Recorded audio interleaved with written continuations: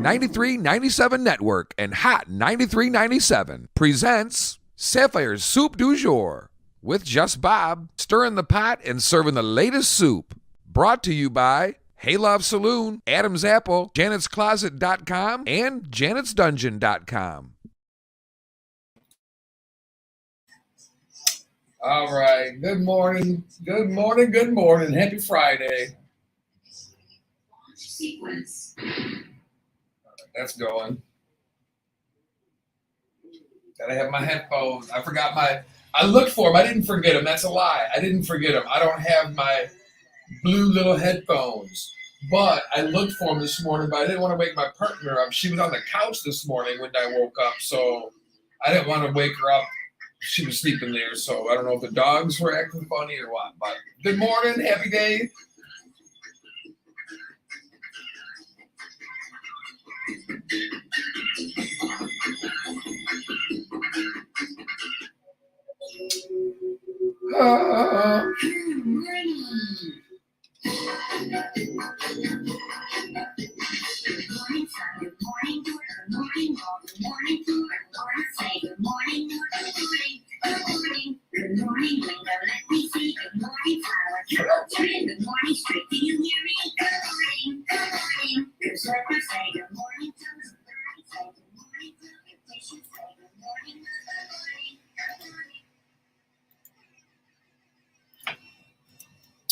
All right, good morning indeed. We will not go through the rest of that song. I don't put you through it too often. How is everybody on this Friday?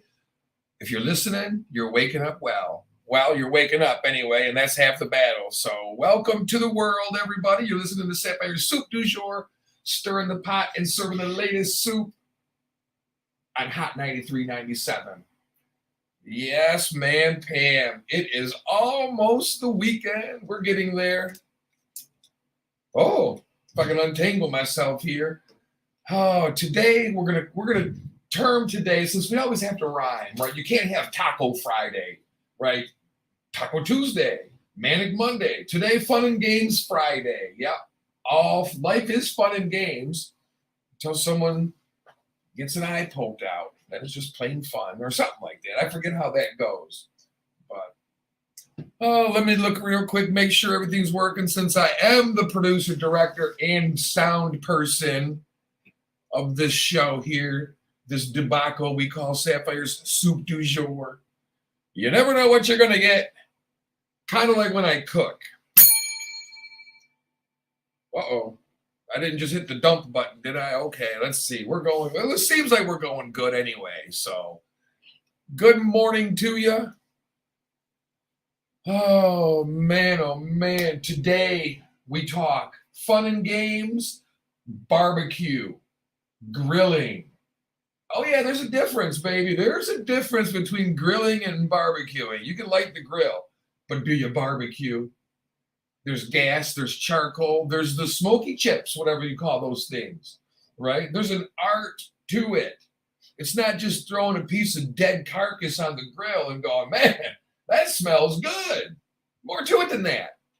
But let's make sure everything's rolling good, because I'm excited to be here. I've been drinking my coffee. We got many stories to talk about today, but the big topic of the day is grilling, barbecuing, outdoor games, springtime in the north, right? The northern hemisphere. And it's almost like the drudgery of winter is over. So it's like a new beginning for everyone and everything here, right? But if you live in the South and it's warm all the time, then you don't feel the spring isn't the same for you. It's like a parole from something. Like we're free again to be able to just not be bundled up and restricted to what you can do. And maybe, in some ways, the outdoors people that love the winter feel restricted in the summer because they don't do the boating, they don't do the swimming, but they do the skiing and they do that stuff. So yeah, I get it. But there's a little bit of a different feel in the spring. The barbecue grills come out, the patio furniture comes out, we started having people over and playing outdoor games like cornhole. Whoever named that, I mean, couldn't you have come up with something different? But we appreciate the cornhole, right? Couldn't you just call it cloaca? Hey, you want to play a game of cloaca? I bought a new set today.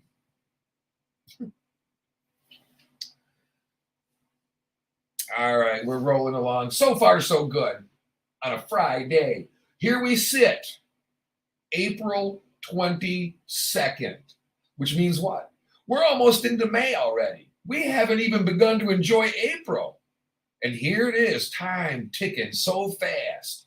But we're worried about all these dumb things, right? Instead of living our damn life. And I need to go today to the store with my 2 empty propane tanks and get them both refilled. That way you don't go, we're out of propane, the chicken's on the grill, I gotta go to the store real quick, be right back. Have a backup tank.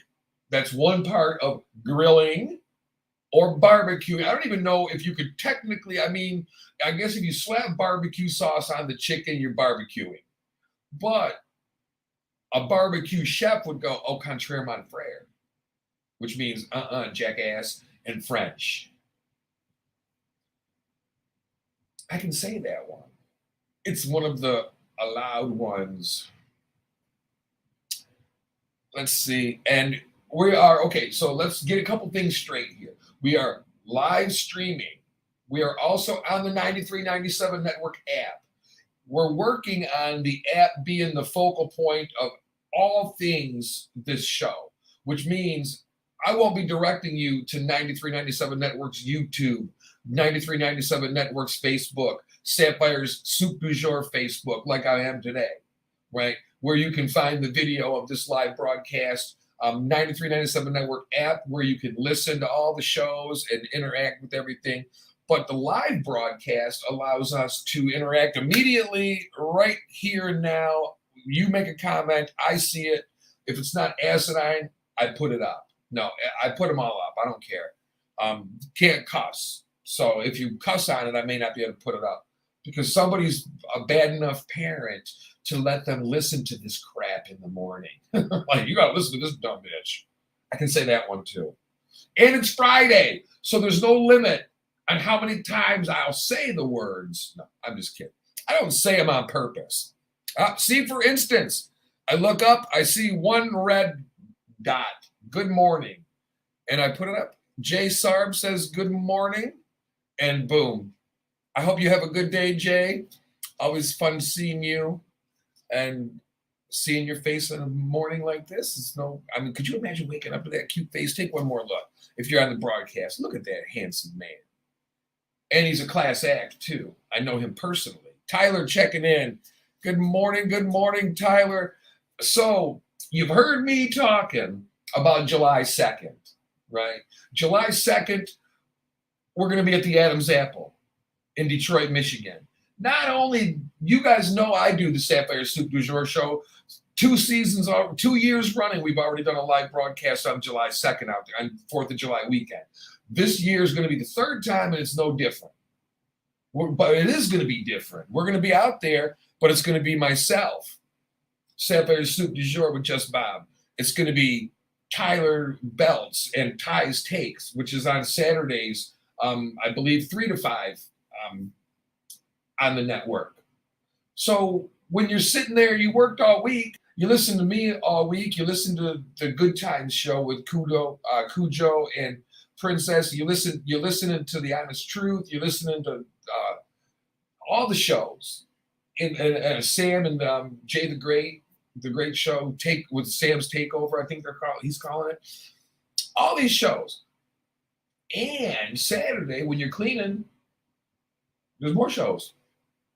So always something to listen to. Anyway, I digress. Ty Takes. The legendary House of Shade, which is from 2 to 3 on Saturdays coming up. We're all going to team up on that July 2nd, and we're going to do live broadcast from 2 to 5 on the patio of the Adam's Apple, rain or shine. It was cold and rainy last year. And girl, when I tell you, We rocked it out because you know why? Because that's what we do. Rain or shine, we're like a post office, right? Rain, shine, sleet, snow, we don't care. We'll be there. That's the way we roll. I mean, why wouldn't you, right? Why would you not come to work? So we're going to be having a taco truck. And Detroit Taco Company will be there providing for a fee. You'll pay for this stuff. This isn't a Democratic convention where everything's free and we're trying to buy your vote.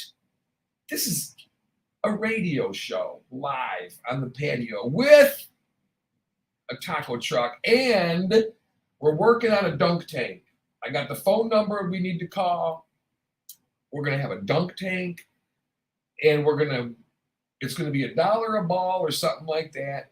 We're going to raise money for charity. The dunk tank will go for charity. Now, the taco truck, that's their money. I can't help that. But the dunk tank we're going to use for charity. So you'll be able to dunk myself, Michelle Franklin from the Adam's Apple. And yes, we will be wearing white t-shirts. Just kidding. We're going to keep it classy. Yeah, bet that's right. Yeah, you bet that's right. So how we doing here for time? 7:13 a.m. Eastern here in Detroit, Michigan. But I don't know where you're listening or watching. And we appreciate it, right? Now, Russia, you were standing tall in our network ratings for 2.5 years running until your jackass leader, Vladimir Putin, the scumbag that he is, probably took us off of your airwaves, which means, F him. I don't know how much to be nice about it, but I will say this, very difficult for me not to speak on that crap going on over there every day. But I can't. We know how I feel. I know how you feel. I feel bad for the Russian people because they're being completely lied to. However, if you know what's going on in Ukraine and you're okay with it, you're a piece of crap as well. Just a little FYI, Yeah, you're not supposed to talk to your listeners that way, but hey, they're not listening anyway, right? Don't make me get up and turn around and beat on you like Mike Tyson. What? And we're not going to switch gears on this right now because we're going to continue with this grilling and barbecuing beginning. Long conversation that's going to be drawn out throughout the day, right? But we've got a lot of things later on in the day we're going to talk about concerning the airlines and what's going on in the airline business right now. The changes being made. All right, we're still rolling. The changes being made, some changes are just going back to old ways. Delta's doing a couple peculiar things that I believe are going to come back to haunt them. But who am I? What do I know? I don't even own an airplane. And Mike Tyson loses his marbles again. We'll talk about that. We got Disney. I didn't know about Disney. And I don't know about Disney. And I don't know that I like what's going on down there or not. Because it seems to me like everything was fine until there was a disagreement. And now now we want to hurt you. Now we're going to ruin your status. I don't get it. We're going to look into it, though, because we're going to educate ourselves. That's going to be part of the show, too. A little education on what's going on in Florida. And you know how we like to pick on Florida. It's easy. It's easy pickings, man. There's some dumb stuff that goes on in Florida. But there's also some cool stuff. We got a record-breaking story out of Florida to talk about later. In fact, it would go good with the grilling, but we can't combine the two because we're not going to do that. But you could almost see the correlation. Amo checking in on the live stream saying good morning. Good morning, my friend.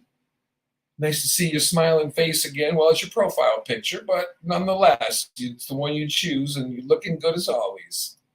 Yeah. Or wait, am I allowed to give compliments, or am I going to be what? Am I being insulting because you don't like the way you look? And I said you look good. Now you're going to break into tears because my grandma used to tell me I looked good. My grandma used to tell me I looked good in her dress.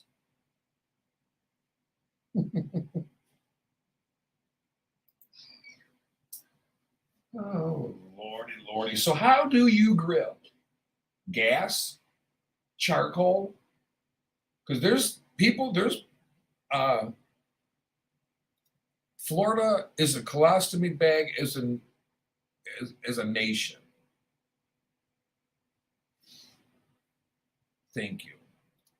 Yeah, I'm just reading what Amo has to say here. Like I said, the live stream broadcast allows us to comment right away and we can see it, join in the conversation. So, like I ask you, charcoal or gas? And then you chime in on the live stream, or if you're on the app, you don't even have to worry about it. You go on the app, there's the social media thing. You'll see the 4 pieces on the app. It'll say shows, listen live, and in the middle there's 3 dots and it says more.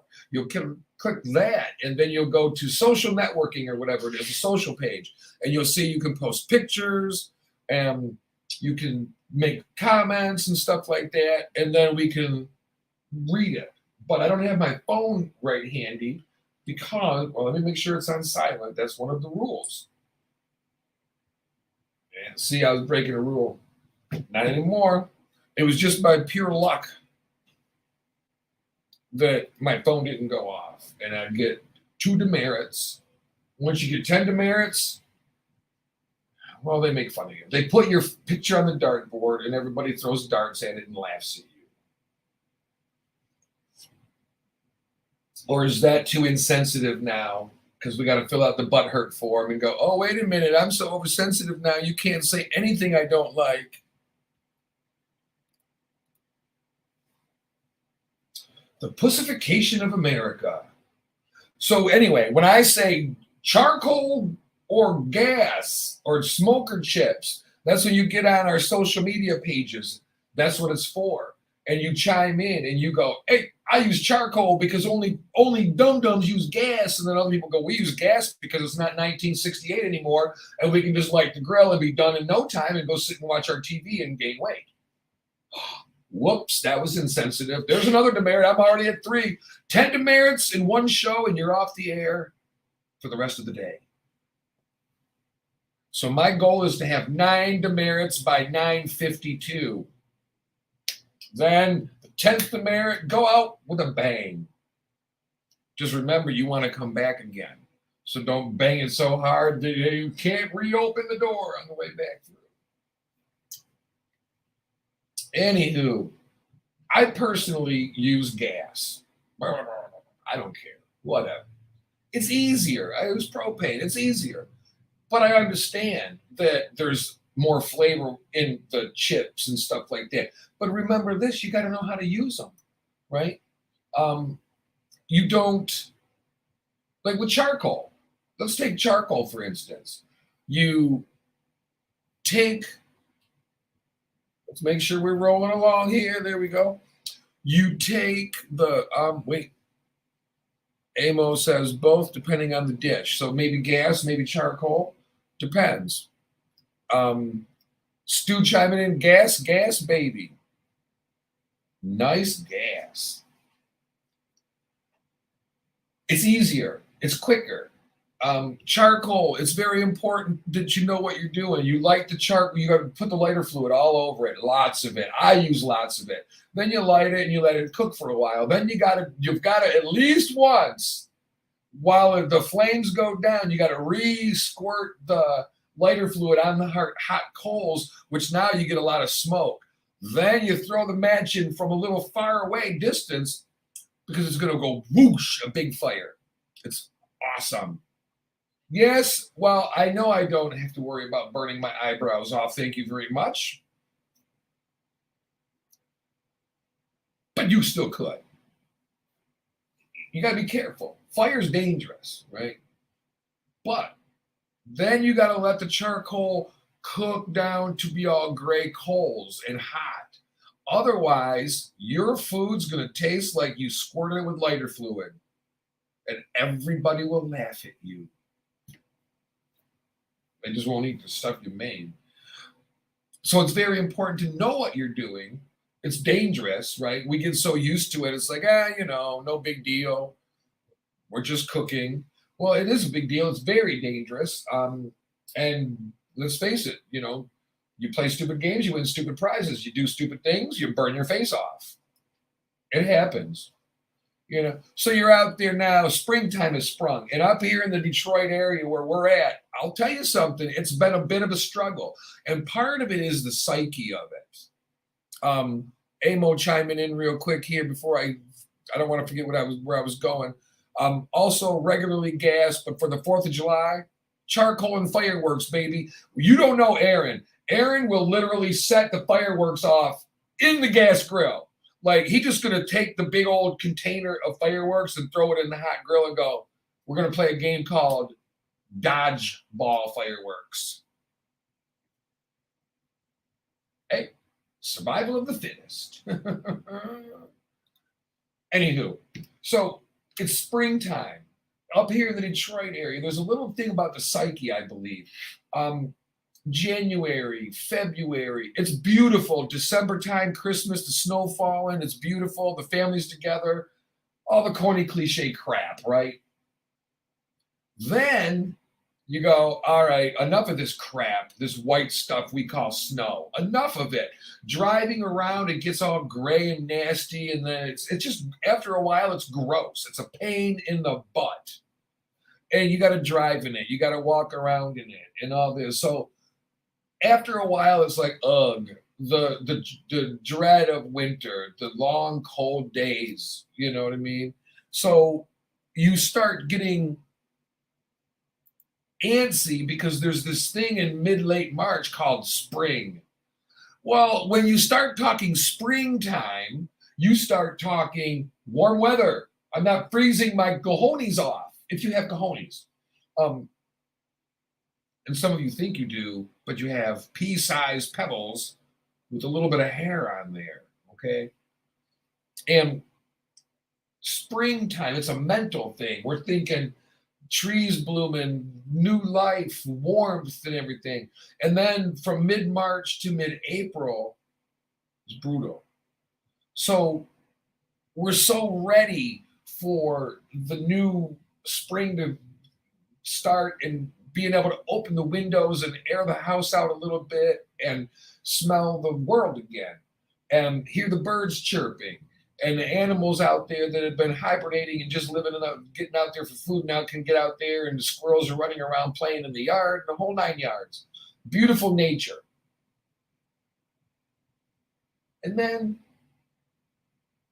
all of a sudden we go, wait a minute, it's April 18th. And we got record snow at Detroit Metro Airport, which was only 2.3 inches. So most guys, you know what I mean, because you would think you'd look outside, and if it's 2.3, you'd go, look at that. 8 inches of snow, baby. You wish. And where are you going to put all of it? Anything over 7. It's like, where do you put the rest of it? You can't bury that deep inside a cloaca, whatever. We're not going there. You're probably trying to enjoy your breakfast burrito.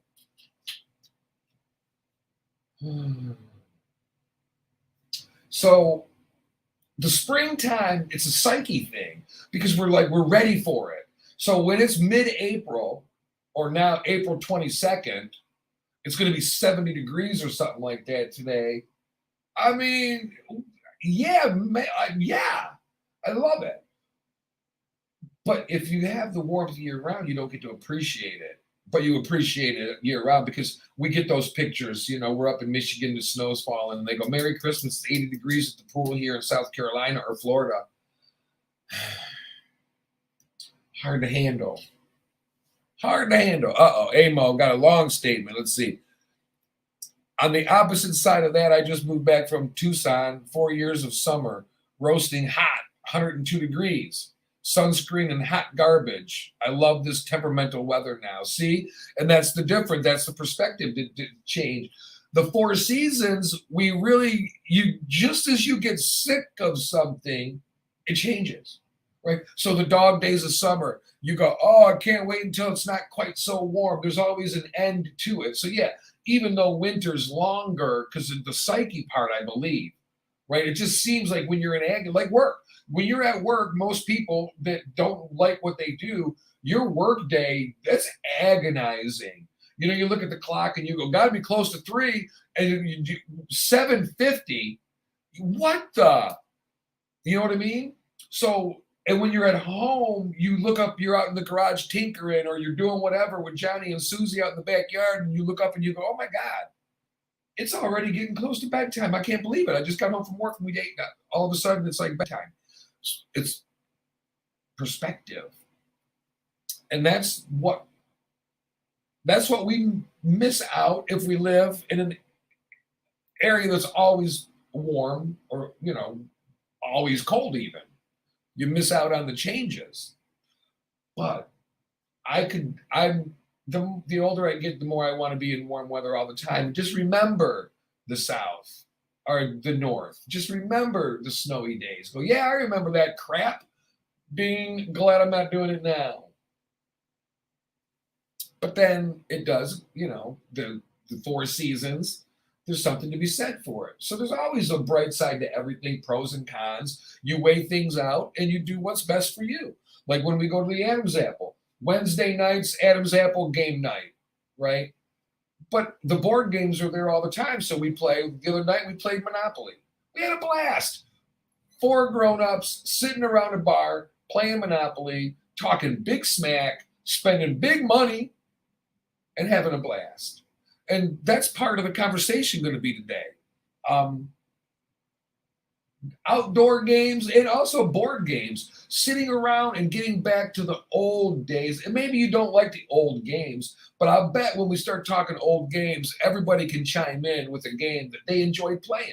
Trouble, Life, Sorry, Clue. Even though most of us have no clue nowadays, huh? Professor Plum in the Oval Office, under the desk, with no clue. Or would it be Monica? Monica Lewinsky with the butt plug in the Oval Office. No? Dang. See, but I like Clue, but I'm clueless. Outdoor games. What about it? Okay, we love to talk about the pussification of America. What happened to the real lawn jarts? Remember the ones with the 8-inch spike at the end of it that could kill 3 people like a shish kebab skewer? That was the good old days. You literally got 2 rings that were about, 3 foot diameter. What would that be? The diameter, and the radius is, I think the diameter is how far it is, like diameter. That's like my diaphragm size right there. Anywho, you had a little plastic ring that you threw, I forget how far away, maybe 50 feet from each other. That was the fun part. 2 people stayed on one side and 2 people on the other. So as you're looking, and we're on the radio, so we're going to do it left to right. You got team number 1 on the left, facing team number 2 on the right, east to west, sun setting behind them on the west, because the sun sets on the west. Didn't you know that? Now, team number 1, thrower number 1, underhands it. Team number 2 player doesn't move out of the way. Now his foot is impaled and charges pending. No. You had to stand there and watch these things coming at you, right? And hope to God it was accurate thrower. And they were going to get it not in your eye, not in your foot, but in there near the ring. So you had to get it in the ring for points, or if you got it within a jar, which is probably a foot long, if you got it within a jar distance of the ring, you get a point. And then they outlawed it because it was dangerous.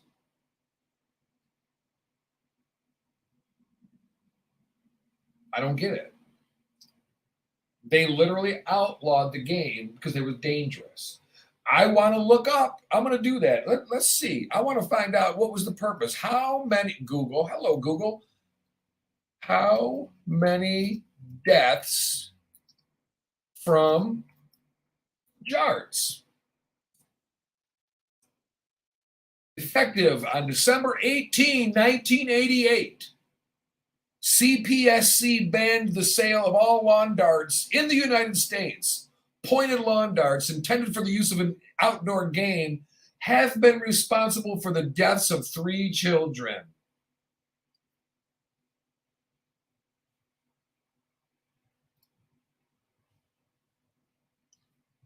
After thousands of injuries and at least 3 children's deaths were attributed to lawn darts, the sharp-pointed darts are banned for sale in the United States and Canada, still legal in Europe. Ding, ding, Amazon, hello. What are you going to do? You see your neighbors out there with lawn darts, with the illegal ones, like, oh, call the police. Contraband in the neighbor's yard. All right, Karen, way to go. Aaron chiming in. We have it good when it comes to weather in Arizona. They like it when we need a change of weather, we get mad. I don't know. Yeah. And then he likes to play leapfrog with the boys. Don't we all? Don't we all? 3 children died from lawn dart. Okay, so what I see is 3 parents who did not protect their children from lawn dart games, or maybe they got into them, or whatever. But these things are preventable. These things are preventable. Yeah. Yeah, they are. Believe it or not, people shooting each other with each other's guns. Just yesterday, a 3-year-old boy or whatever, at 3 a.m, shoots himself in the head with his 16-year-old brother's gun, who he had just gotten home. Listen to this. 3 a.m, the 16-year-old's gun is now sitting on the bed because he had just gotten home. And the parents are sleeping in the other room, and the child shared the room with his older brother. He grabs his brother's gun, shoots himself in the head with it, grazed himself, so he's going to be okay. The child, the 16-year-old, apologizes to his father, grabs the gun, and hightails it out of the damn house. Search for the kid. They luckily found the 16-year-old and the weapon, and now they'll probably determine what charges to be filed. But let's take into account this is a scared child with terrible parental upbringing. I mean, let me just speculate a little bit here. But we don't want to blame the parents, right? Oh, no, that's insensitive. Girl, bye. All this stuff is insensitive. I'm an insensitive bitch. So don't look to me for sunshine and bullcrap. I'm not going to blow it up your butt. There's no need for that. Yeah. Oh, so yeah, the lawn darts, the outdoor game, that was a blast. Now we've got cornhole. Whoever named that, you got to think they did it for a reason. Like the old cornhole goes right in the chute. I mean, what are we doing? But it's a fun game to play, right? And kind of safer. What if someone gets mad and throws the beanbag at you? Which is similar to a tea bag. All right, we're going to go to break. When we get back, we're going to continue talking throughout the day about different barbecuing techniques. You're going to chime in and comment either on 9397 Network's app through the social network or on one of our social media pages. 9397 Network's YouTube, we're live streaming. 9397 Network's Facebook, we're live streaming. Sapphire'S Soup du Jour page on Facebook, we're live streaming. On the app, you can listen. On the live stream, you can watch us sit here and talk into a microphone. It's quite amazing stuff. It's like watching paint dry with a twist. All right, we will be right back after our Friday music. You're listening to Sapphire'S Soup du Jour on Hot 93.97.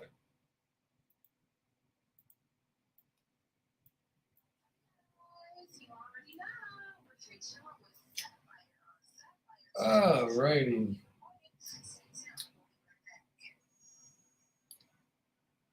Music is going to play until 7:56, and then we'll come back. But I'm going to come back in and out throughout. So, but I got some work to do and some things to do. So We'll be back. I'm going to write down what time we come back. See you.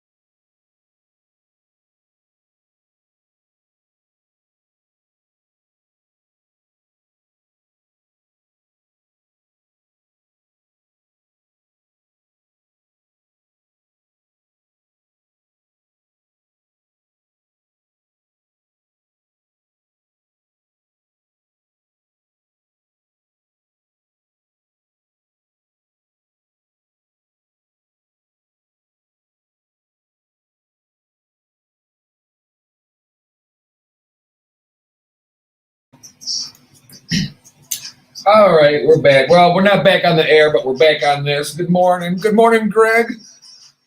Nice to see you. 40 seconds till we're back on the air.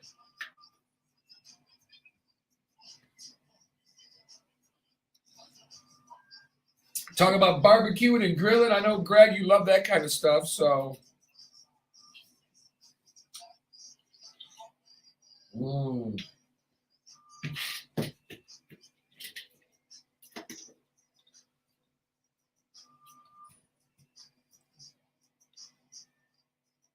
Come on already.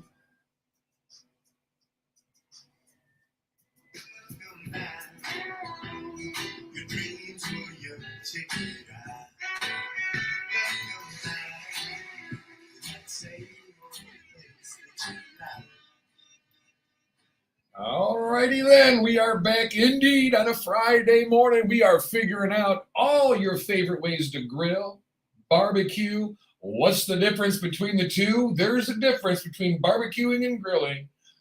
And what kind of games do we play? Another pussification of America, which is turning into a freaking segment. Lawn jarts or lawn darts were banned because 3 children died and many injured. But cars are still legal. Guns are legal. Knives are legal. What a country.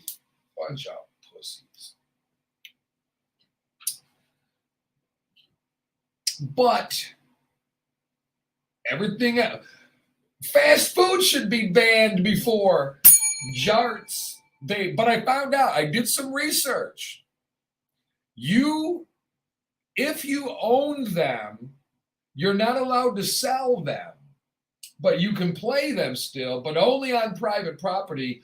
They are illegal to sell, they are illegal to purchase, and they are illegal to use on public property.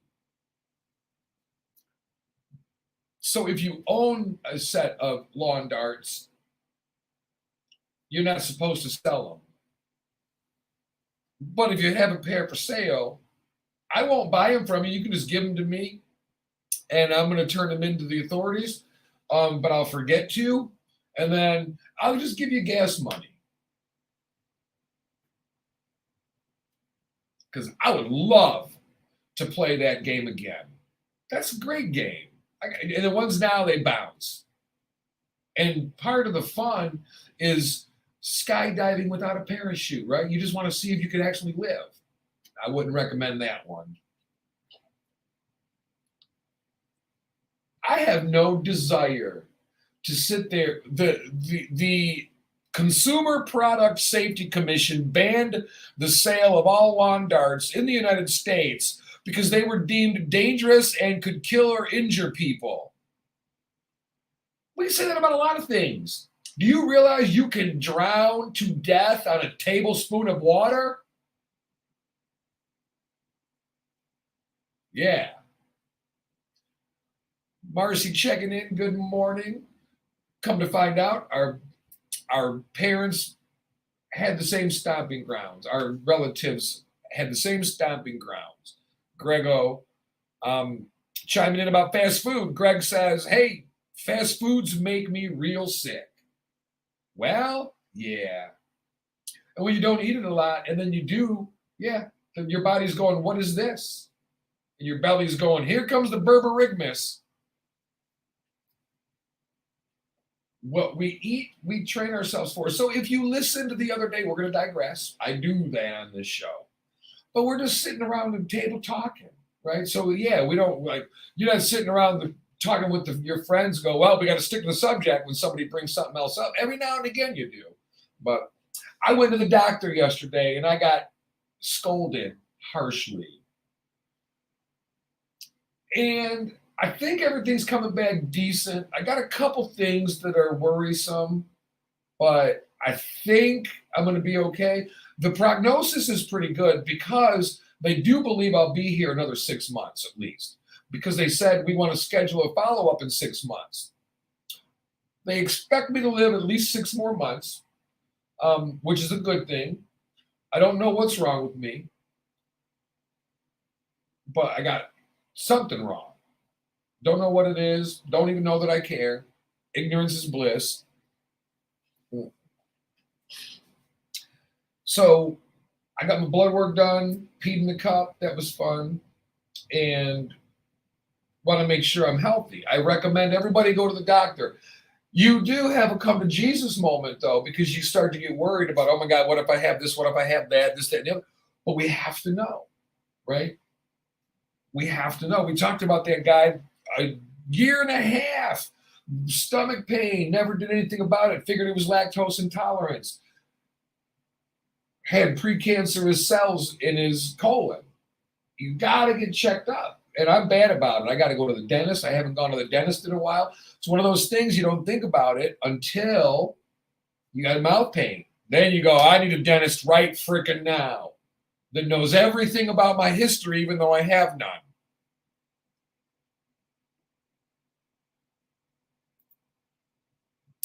Oh, yeah, let me get some background music rolling up in there. I turned it down a little bit too far, I think. That's okay, though. So yeah, throughout the day, we're going to be talking about games. And here's a safe game, Greg. Cornholing, the act of sitting in such a way on purpose that, wait a minute now. Can't talk about that.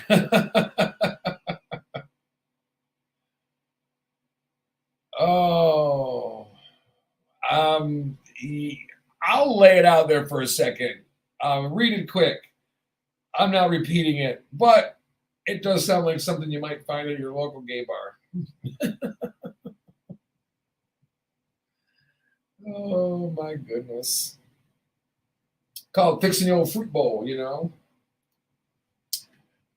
Oh, Greg, what am I going to do with you? I love it. All right. So enough about jarts and lawn darts and all that. We beat that to death. That's all good and fine. Today, National Earth Day. Uh-huh. Very important day. You know, hold on here. This is getting a little bit out of hand. Ah, there. I think my butt was catching on fire there for a minute. I had to turn the heater off. Good Lord. No, not my gun. The heater, the actual thing that emits heat to keep you warm. I say heater, everybody goes, oh, I got mine too. Earth Day, celebrated each year on April 22nd. We're doomed, right? You do know that, right? We're going to destroy this planet, which is why we're working on going to another one so we can destroy that one in 300 years. Cute. Cute for you, humans. Cute for you. So today is about climate change, air pollution, water pollution, erosion, recycling, composting, renewable fuels and power, carbon footprints, efficient cars, rainforests, ecosystems. But we know we're doomed. We know this. Let me see what we got going on here. All right. There we go. I turned the music down just a smidge. That's a little bit better.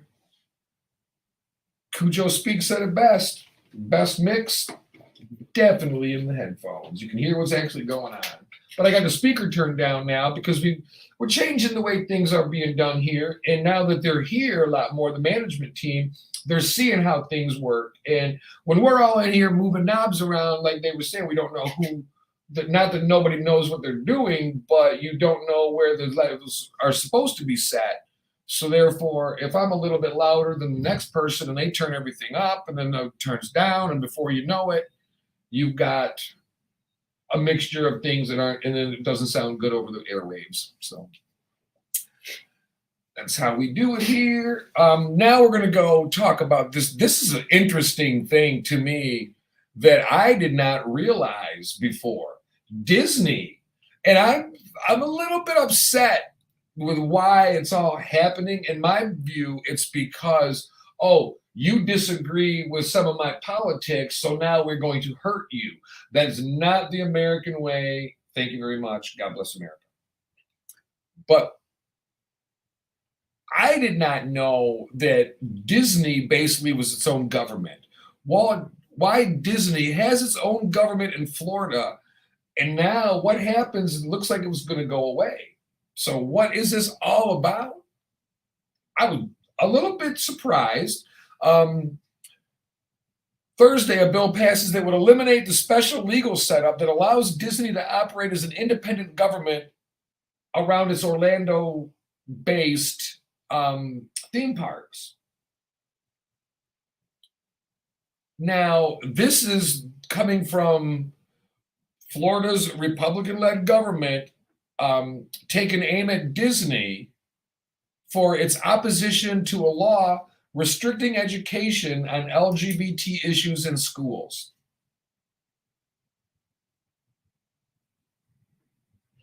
Now, this is a special agreement called Reedy Creek.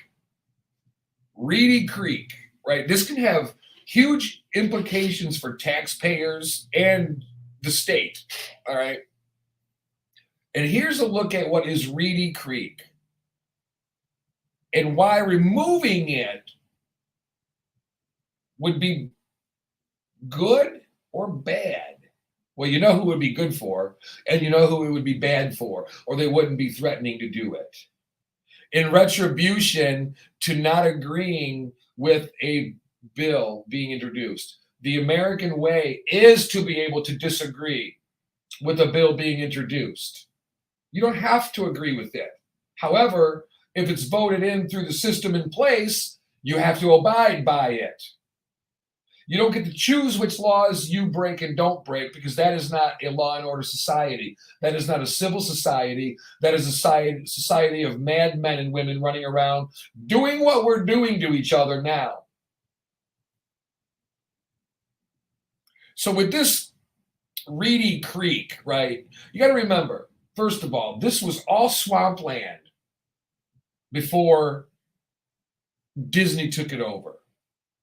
So Disney takes over this uninhabited pasture and swamp, right? Disney takes over the responsibility for providing municipal services like power, water, roads, and fire protection, but we're also freed from dealing with any legal red tape or paying taxes for services that benefited the broader public.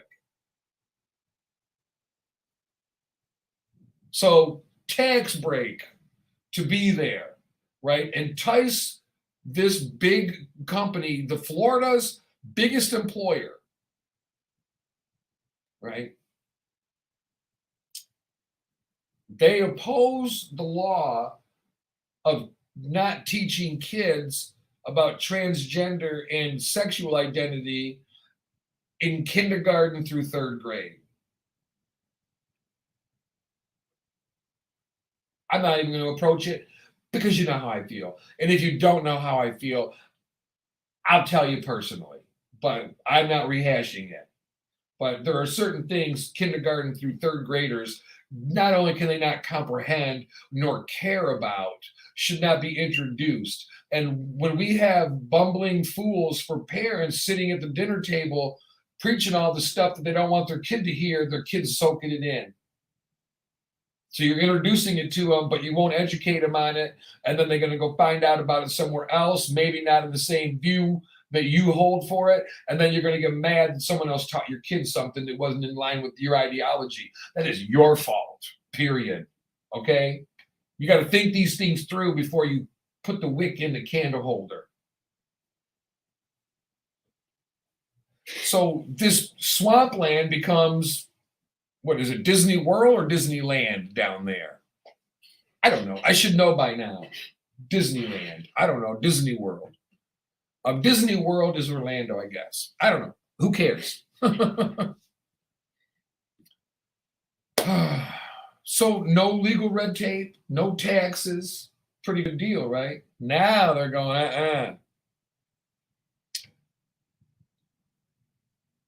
So according to Richard Fogelsong, the author of the book Married to the Mouse, Walt Disney World and Orlando, Disney had previously had issues with the government in Anaheim, California, as its Disneyland park, completed a decade earlier, was becoming, well, it was 10 years old now. So with those issues in mind, Disney pushed for a special purpose district in Florida that would give them the ability to self-govern. Pretty good deal, right? But with it comes heavy burden and financial responsibility too. Florida needed Disney more than Disney needed Florida. Today, Reedy Creek encompasses about 25,000 acres in Orange and Osceola counties. 4 theme parks, 2 water parks, 1 sports complex, 175 lane miles of road, 175 lane miles of road, 67 miles of waterway, and the cities of Bay Lake and Lake Buena Vista. Wow. Huh?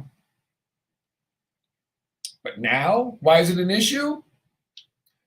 Don't say gay law.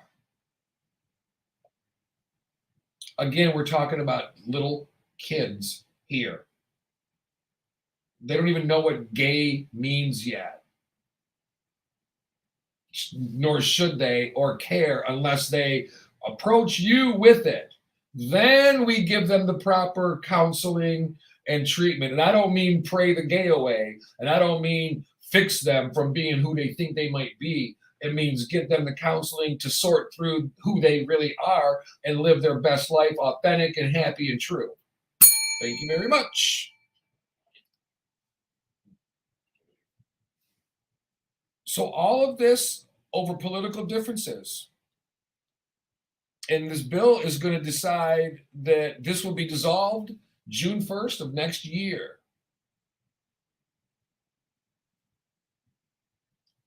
All because you don't agree with somebody's way of thinking, so now we're going to hurt you.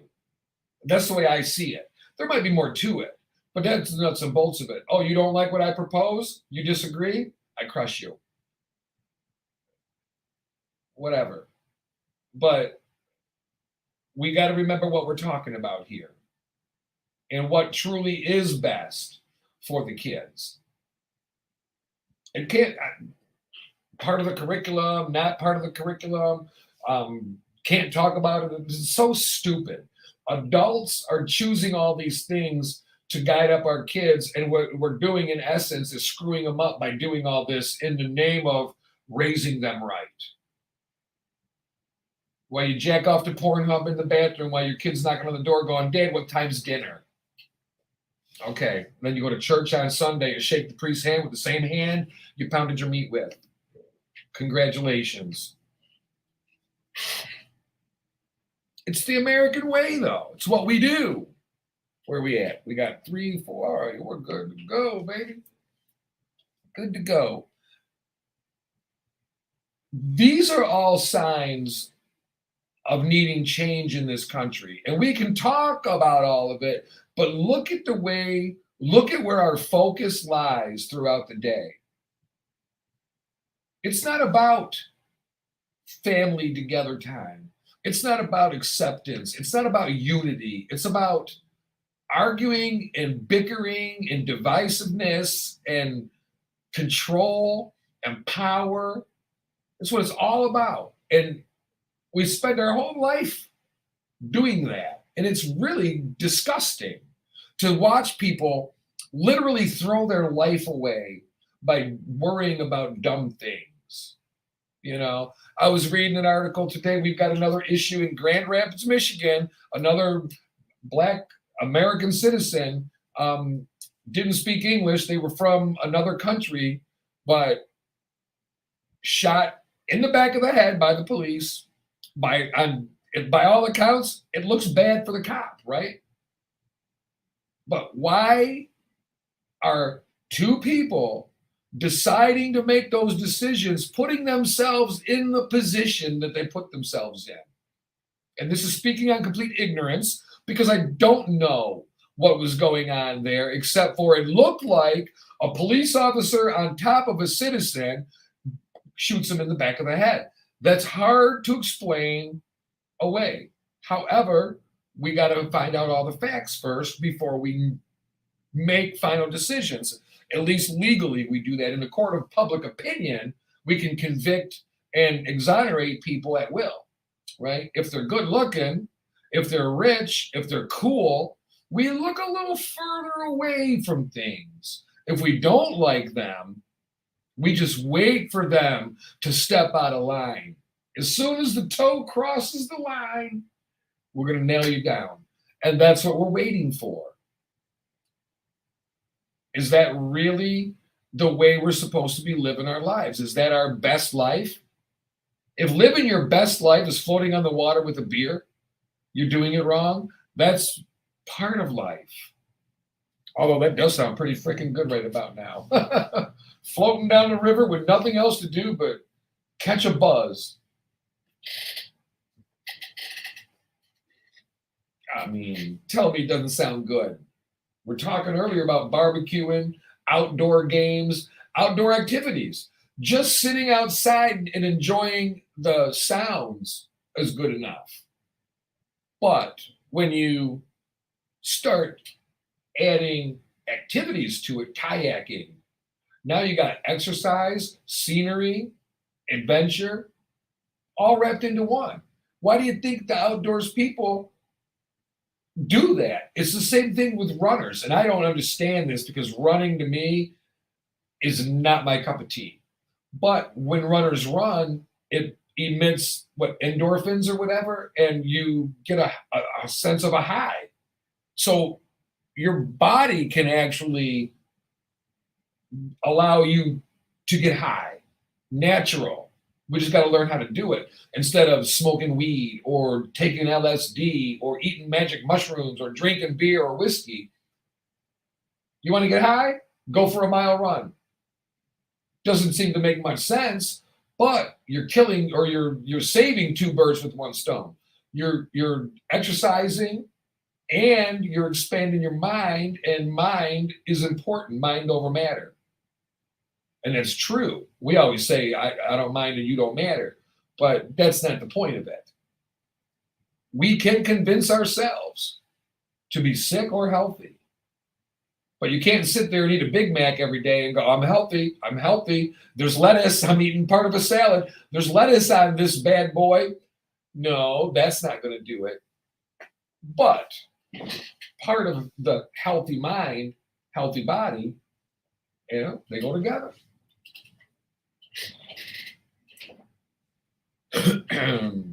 So, yeah. We talk about focus all the time on this show. It's almost like we're trying to be a self-help show. But why not? We're not allowed to make fun of you. We're not allowed to compliment you. So now I can't insult you or compliment you. I got nothing to say. I got nothing to say to you. If I can't say you look nice or, wow, who dressed you today? What are you wearing? What did you lose a bet? Who cut your hair like that? You can't say any of that anymore, huh? Do these pants make my butt look big? No, but your fat butt does. That's illegal to say now. That'll be frowned upon.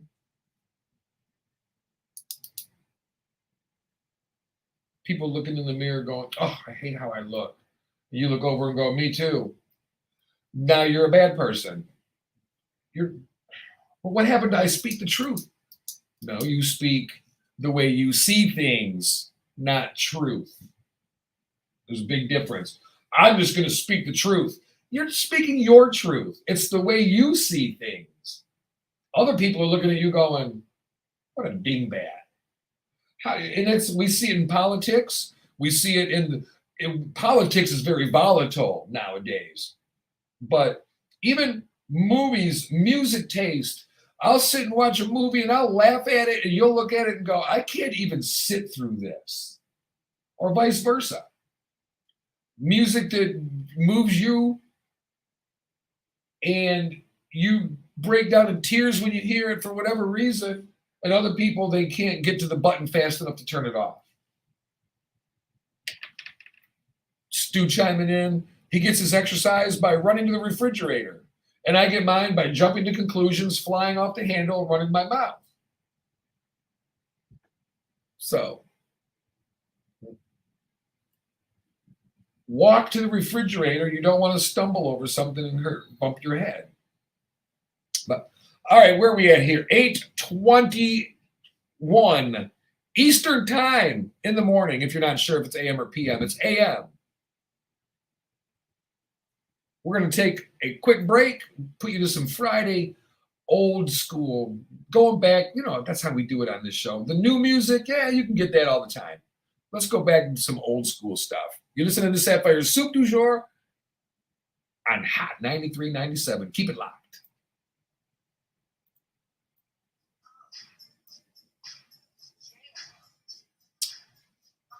Oh, Lordy, Lordy. All right, where are we at? 8:21. We come back at, this is where I got work to do. So I'll post it up here. We'll be back in about 20 minutes. I'll post it up here. All right, we'll be back.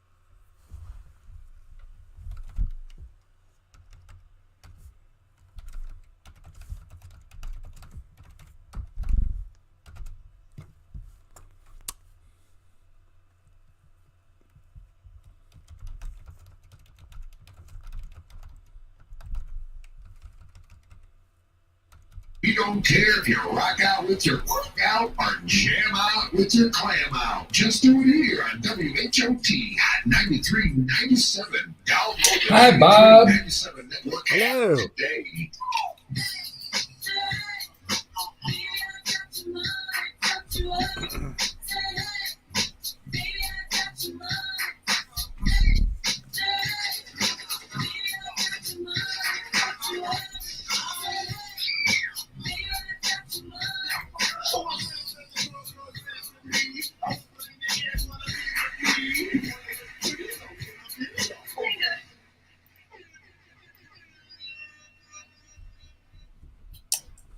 Oh, we are back, and it is time to throw some meat on the grill. No kidding. And what I mean by that is Bob's here. Yep, I had to reassemble myself. I was rocking out for a bit, so I'm Jam out with your clam out or rock out with your that. out. Yeah, You that. don't care, just do it here, right? Well, I'll do it here and keep All right, we got to get your volumes going here. I don't hear you very good. it under control. You know, Here we go. trying to get my volumes together here too. Yeah, I hear you. All kinds of stuff to do this morning. Never a dull moment. No kidding. Never a dull moment. Now I got my headphones on, so I forgot. I looked for them, but I gotta remember my little earbuds and whatever. So Mm-hmm. we've been talking about cooking. Yum. One of my Now- favorite things. What's that? I said one of my favorite things that happens. I enjoy the eating part, but I don't mind the cooking part, especially for grilling. Eating part's better though. Yeah, but if we're grilling, I kind of like that too. It's get a chance to play master chef. Yeah. All right, today, National Day of Silence. What? Yes, National Day of Silence. We're a little late on this one, but we're going to recognize it anyway.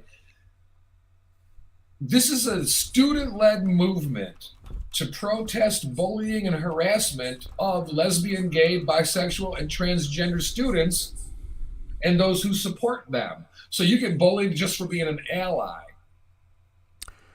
Yeah, you can. Although, I don't know. It seems to me, and I'm not trying to minimize it or diminish it or anything. It seems to be, especially for allies and that, less of an issue than it used to be, at least in my opinion. And that's just my perception. And I could be way off base and tell me so if I am, because that's fine. But now, again, not to diminish it or anything, but I just think there's so much more. And again, it's cliche, so much more awareness, so much more, learning going on that I just perceive it to be less. I can be, like I said, I can be totally wrong. And I don't want to I'm not making light of it or diminishing it, but just my thought. I'm done now. No, that's fine. The thing about it is, today, let me turn this background music down just a smidge more. There. It brings the issues to light of bullying and stuff, but it's not funny, but the Day of Silence brings awareness and illustrates to the schools and colleges how intimidation, name-calling, and general bullying have a silencing effect. No, that's true. Yeah. So That's the very participating students take a vow of silence for the day. I get it. That's a Yeah. nice, civilized way to generate awareness and demonstrate, if you will. But to me, I go, sounds like we're placing the blame on the school. And I don't think that it's accurate, but it seems to be like kind of saying, you see, if you don't stop bullying, this is what's going to happen. Well, bullying is one of those things that it's hard to preemptively stop it, right? It's very difficult to preemptively stop it. It usually gets stopped after the bullying happens. Right. And Well, then you get in trouble for bullying or whatever, and that it goes from there. Right. Well, it totally makes sense. You can't address a situation of bullying before it occurs. You can address maybe an environment, maybe Yes. certain general characteristics, and I don't even know exactly what those would be because then you get into stereotyping. But it's more conceptual, but it's very valid. And it's more like eliminating the culture of comfortability, the locker room culture, right? Yep. What happens in the locker room stays in the locker room. The old, smacking the guy on the butt with the towel. Those days are over. Right. Or are they? And that's where we're talking about environment, and that makes perfect sense. And we, sticks and stones may break my bones and names will never hurt, but then we go, names can hurt. And at what point is it too much? But it comes in several forms: physical, verbal abuse, right? Right. Both leave harmful, long-lasting effects. Mm-hmm. No, words definitely can hurt, and sometimes you don't even learn that in your life till later on. But they do, and to the extent that you don't want to be part of that, either on either end, the receiver or the one doling out the meanness. And it's funny that we still have these going on, and it just goes to show we'll always have it going on. Well, that's true too, and the best we can do is, we're all human beings, and while you don't need to go out of your way to be offensive and bullying and mean and everything else, there's going to be times when any of us fail. And it's not going to be intentional even. It's just going to happen. Yeah. But today we bring awareness to it. So if somebody seems to be ignoring you, they may just be taking a vow of silence, which means they're supporting an LGBT individual, more than likely who's been harassed or abused or something in their life. Sure. Nope, that makes sense. You could be silent and wear a little badge or something on your shirt for the day, just saying what you're doing, and then people you can promote and address it that way without breaking the silence and making your point maybe that much more, making it that stronger. Mm-hmm. All right, here I got a what would you do? What would you do? With this again, this is showing how despicable we are. Yeah, despicability. What would you do? You go to the gas station. Gas is now $4 something a gallon. Mm-hmm. You go to the gas station and you pay 44.4 cents a gallon because they've inputted the price wrong. You fill up and drive away like everybody else did? Or do you do what the one abstaining person did? They went in, and so Chattanooga, Tennessee, all right? They're in Chattanooga, Tennessee, the gas station owner on the verge of tears after unknowingly charging customers the lowest fuel price of any gas station in the entire country. Mm-hmm. Right? So in walks Henry DeHart of Chattanooga. Henry DeHart fills up his tank, gets 12 gallons of premium gas, and it cost him a whopping $5.64. So he writes on his Facebook, this discount would have been welcome if it was not clearly a mistake, with the average cost of gasoline being over $4 and the price of premium being over $4.64 in Tennessee. Mm-hmm. But now go ahead. You go ahead. No, I was just to say, how would it display without it being an obvious mistake? If you put it, I think the way they do it is when they change the price on the pumps. I don't know if it automatically changes on the sign or not, but no, it does not change on the sign. It does not. I don't know. It might. Maybe that's probably what happened.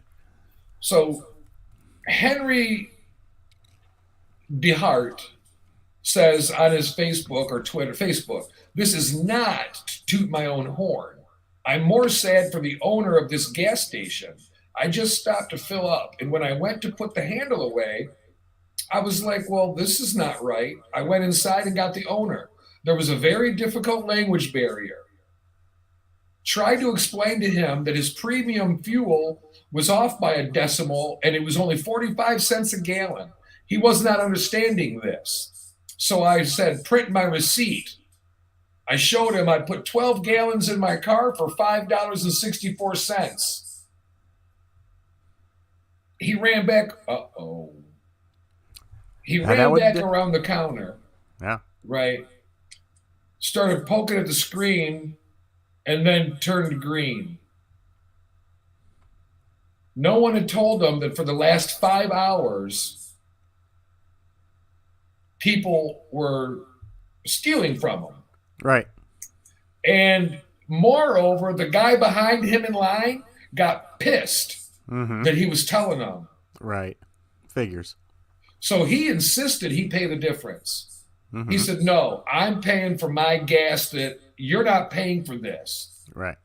So what he says, this is a quote, what I find most frustrating about this is that this man who came to a country to start a life where they don't speak his native language with the guts to own a small business would get screwed over by people for half of the day. No telling how much money he lost that day. He was on the verge of tears. Yep. I get it. Times are tough and gas is expensive, but nothing in this world is free. Someone is ultimately always footing the bill. How many people this morning thought, this is my lucky day, while this man was getting taken to the cleaners? Yep. Karma will get you. Oh, yeah. Oh, it will. It will. And when something like that happens and it is terrible, and who knows how much the guy lost, it was probably an expensive lesson, if nothing else. But you know it. But depending on the cost or whatever, I mean, you can theoretically, depending on how much it really cost, put a spin on it and say he got an awful lot of promotion about it and about his business because people went on Facebook and they went on social media and they said, hey, check this out. And he had to wonder how come all of a sudden his lot was so full, and it was going to come to light eventually anyway. But it drove people to his business and made them aware. So there's something of benefit there. I'm not saying that it was there's always right a bright side. There's always a silver lining, correct? Well, you got to try to find it when something like that happens too, because it'll take you down if you don't. But those of you who go, hey, it's his fault, it's what you get. Do you sleep good at night? Because you know it's wrong. You know the right thing to do is to go in there and say, hey, this is not right. I know what I would have done. I would have said something. Oh yeah, I would have too. Because you got, like the guy's talking about, this other person is paying for this. It's a mistake. It's an honest mistake, and you're going to take advantage of that. Is that who you are? Right. I don't want to F with you. I don't like people like that. I'm glad you're listening to my show. But if you're that person, I think you should look in the mirror and just stare at yourself for a few minutes and think about it. Is it okay if the shoe's on the other foot? And would you say, well, you know what? I deserve that. Or would you say, I wish somebody would have let me know that I effed up? Yep. And yeah, it's real easy if you take a minute and turn it around on yourself and say, what if it were me? Yeah. It makes the feeling crystal clear. And you already know the right thing to do. It's just if you're going to do it or not. It's sad though, but what would you do when, you think about it. We always talk about, what if you find a suitcase filled with $100,000? Well, that's all one thing. But what will you do when you find a purse or a wallet with $100? What would you do? That's more likely. A frantic mother who's in a hurry, leaving her cart, and her purse stays in the cart by accident. Right. And somebody sees that and goes, my lucky day. But you got to remember, your lucky day cannot be a lucky day if you're stepping on someone else's face with your quote unquote luck. Right. Yeah, how can you feel good about that? That's so you go, wait, I got to do the right thing. Even if nobody's looking, but you know that you did it. I mean, you got to be able to sit there and go, hey, I know what's right. Nobody's watching, but I'm still doing what's right. And whatever higher power you believe in is watching too. So that it comes back to what you said. Karma is and we'll get you. And we'll get you. So I don't think it won't. Coming out of the bar in Ann Arbor, Michigan, probably 8 years ago or so, 2:30 in the morning. I'd been drinking. I was not driving. I get in the car. I get all the way home. The next morning, I realize I cannot find my wallet anywhere. My wallet had fallen out of my bag in the parking lot of a bar where there was many businesses around, not like just a bar parking lot. It was a parking lot shared by many, many businesses. 2 days later, I get a package in the mail. My wallet. everything in it, all the money, my ID, everything in it. I'd already canceled my credit card, already did all that. Right. Somebody had picked it up, took the time to mail it to me. They looked at my license, got my address, and mailed me my wallet. So that's great. There are good people in the world. There are. Oh, for sure. There are more good than bad. We just see all the bad. We hear about all the bad all the time. We talk about negativity. It lives and breathes. Yeah, it lives and breathes constantly. And that's what sells. That's what draws people to the TV, to the radio. Sure. To, Nope, you're totally right. Well, that's great. And it is, like you said, there are a lot more good people than we ever hear about. And but for us to have enough good people in the world like that, you need to be one yourself. Correct. And I mean, we got to think about things like that to slow down our own role and realize who we are and who we want to be. And I feel that if you're one of those people that go, hey, is bad. That's part of doing dumb business. Then I feel like you're wrong and you got a character flaw or something. Yeah. And do you own a business? And what business might that be that we could take advantage of? I see thieves. Like, you go through a grocery store. I'm very observant when I'm shopping. Like, I'm looking at everything. And I see empty packages. People literally will buy chicken wings from the deli or bakery area of a grocery store, eat the wings while they're walking around, and then set the box down and not pay for them and leave. There are people that are the biggest losers. Fill in the blank. Pigs, thieves, whatever. I've got a few of them. I'll drop right in that blank. And you shake your head and you wonder how in the world, how did it get that way? How did that somehow, and it just is accepted because people don't want to bother saying anything about it. And if it's the store, they don't want to have a situation, so they just let it go. And then that excuses people and they think they're okay and they can do it again. And next time they'll go for something a little more expensive, a little bigger. You can't encourage it like that. But yeah, no, people sometimes are horrible. We'll leave it there. And it's unnecessary. But we always want to take advantage of somebody else's stuff. You know what I mean? It's like stealing from people. That's the lowest form of humanity there is, a thief. Yep. I can't stand it. And especially when you're stealing, like people stealing tip jars or people stealing donation jars and stuff. It's like, what? Who raised you to do this? And what kind of a desperate situation? It's got to be drugs. Yeah, something mind altering, no doubt. Consistently, obviously, to make that part of your personality and part of your being on a daily basis. I don't know. And then people, like the one guy who was on the Inside Edition or whatever, he's in a CVS or a Rite Aid or something, and he's filming this guy filling his bags full of stuff. Yep. And he's like, no, hold my phone. So when the guy leaves, he tackles him. Mm-hmm. He's like, no, you're not doing this. This is not acceptable. You're not doing this. Right. He goes, I'm placing you under citizen's arrest until the cops get here. This guy was like 6'6". Mm-hmm. He wasn't being had by this little scrawny thief. Nope. So the thief's trying to get away, and the guy puts him in a headlock. So his buddy comes over and tries to free his friend. So he picks him up and body slams him. Well, now he's facing an assault charge. Right. Go figure. And I'm like, but that's the problem.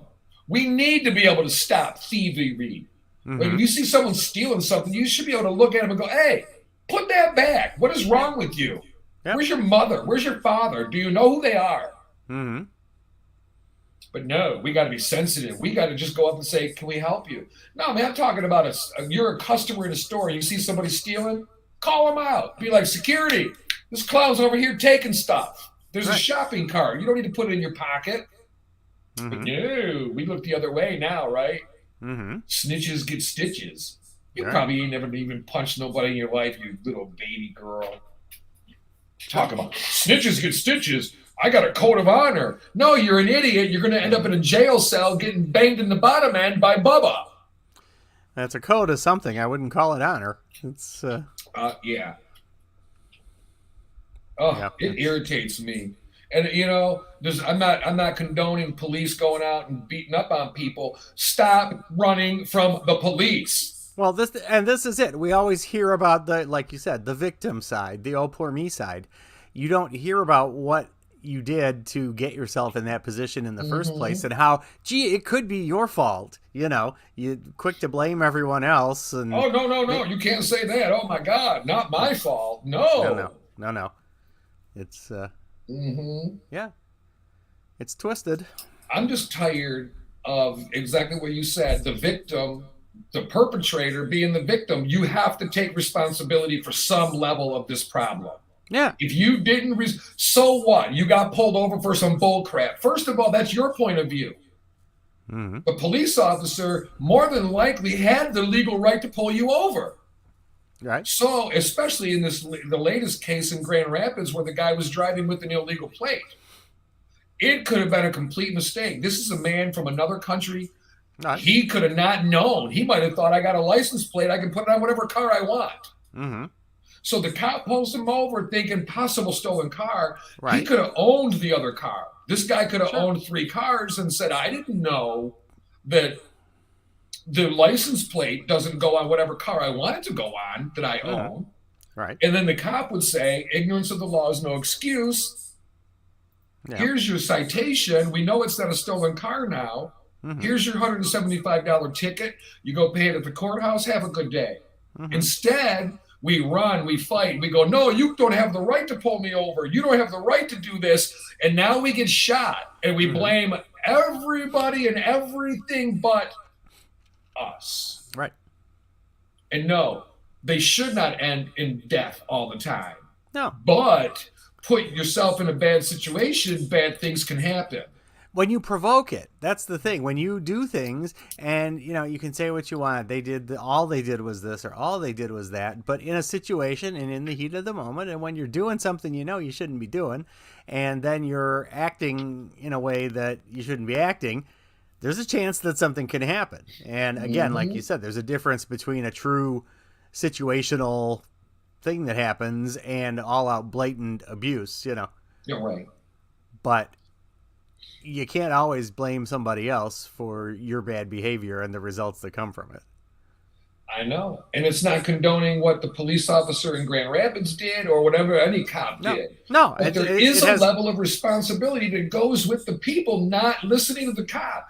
Even if the cop was wrong to pull you over, even if you did nothing wrong, even if the cop just stopped and said, hey, what are you doing sitting on that park bench, and starts harassing you.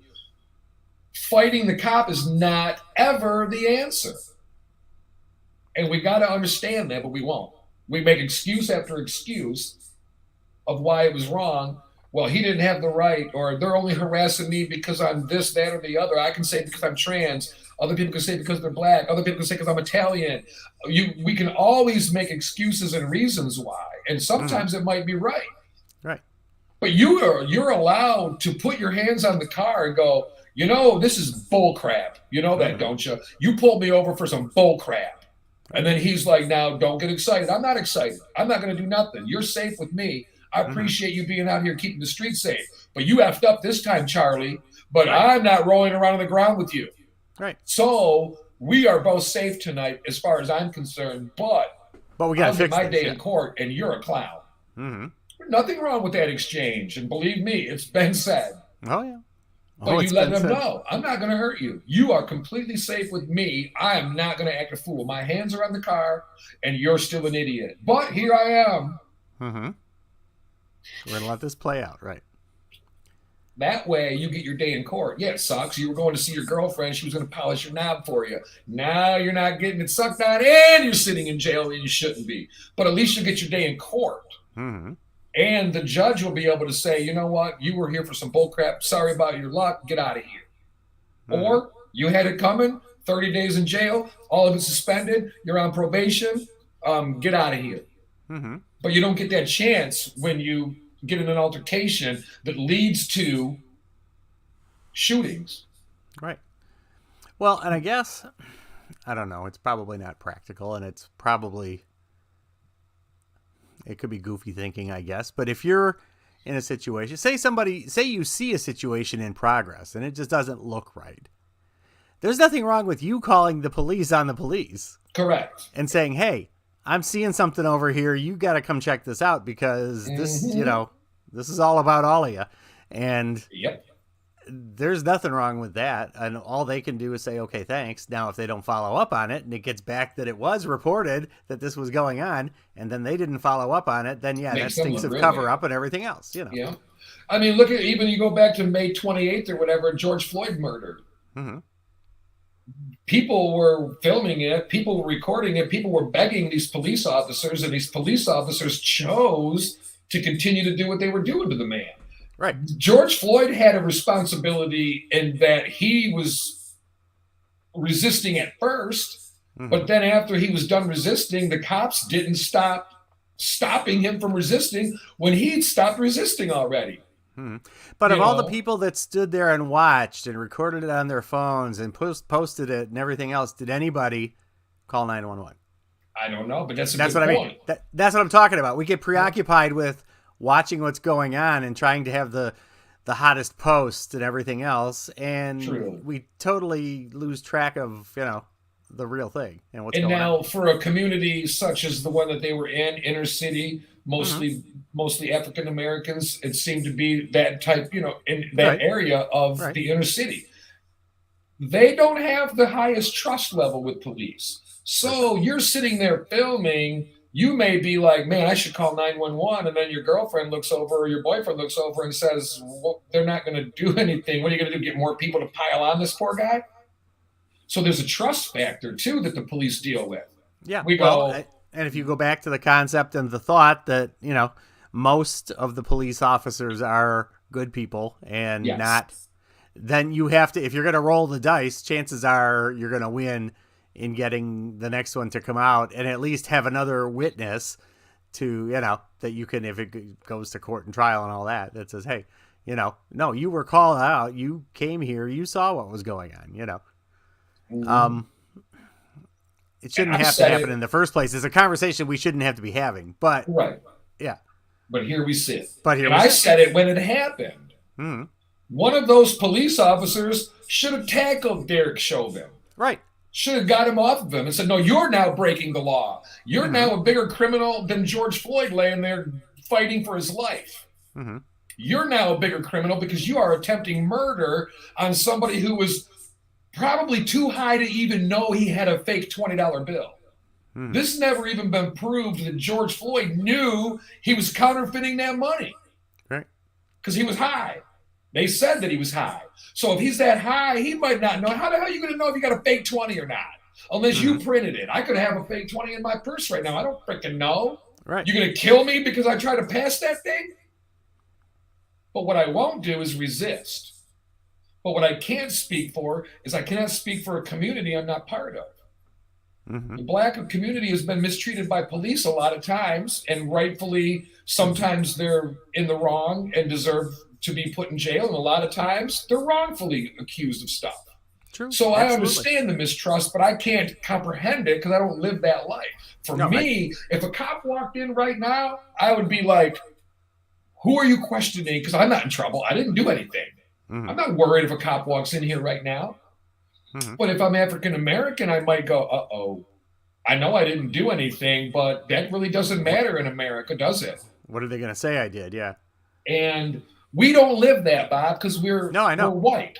I know. And I guess in that's why all I can do is, as an outsider looking in, say, well, what about this? Well, what about that? But again, like you say, you bring up every valid point that, the point counterpoint thing. Well, there's a reason why or why not, and it's educational, and the conversation is had, and it may not change anything, but for recognition and awareness, if you will, then and nobody's saying that they deserve to be killed when they resist arrest. No. What? You got to stop putting. We have to stop. Police have to do it too. Police have to understand.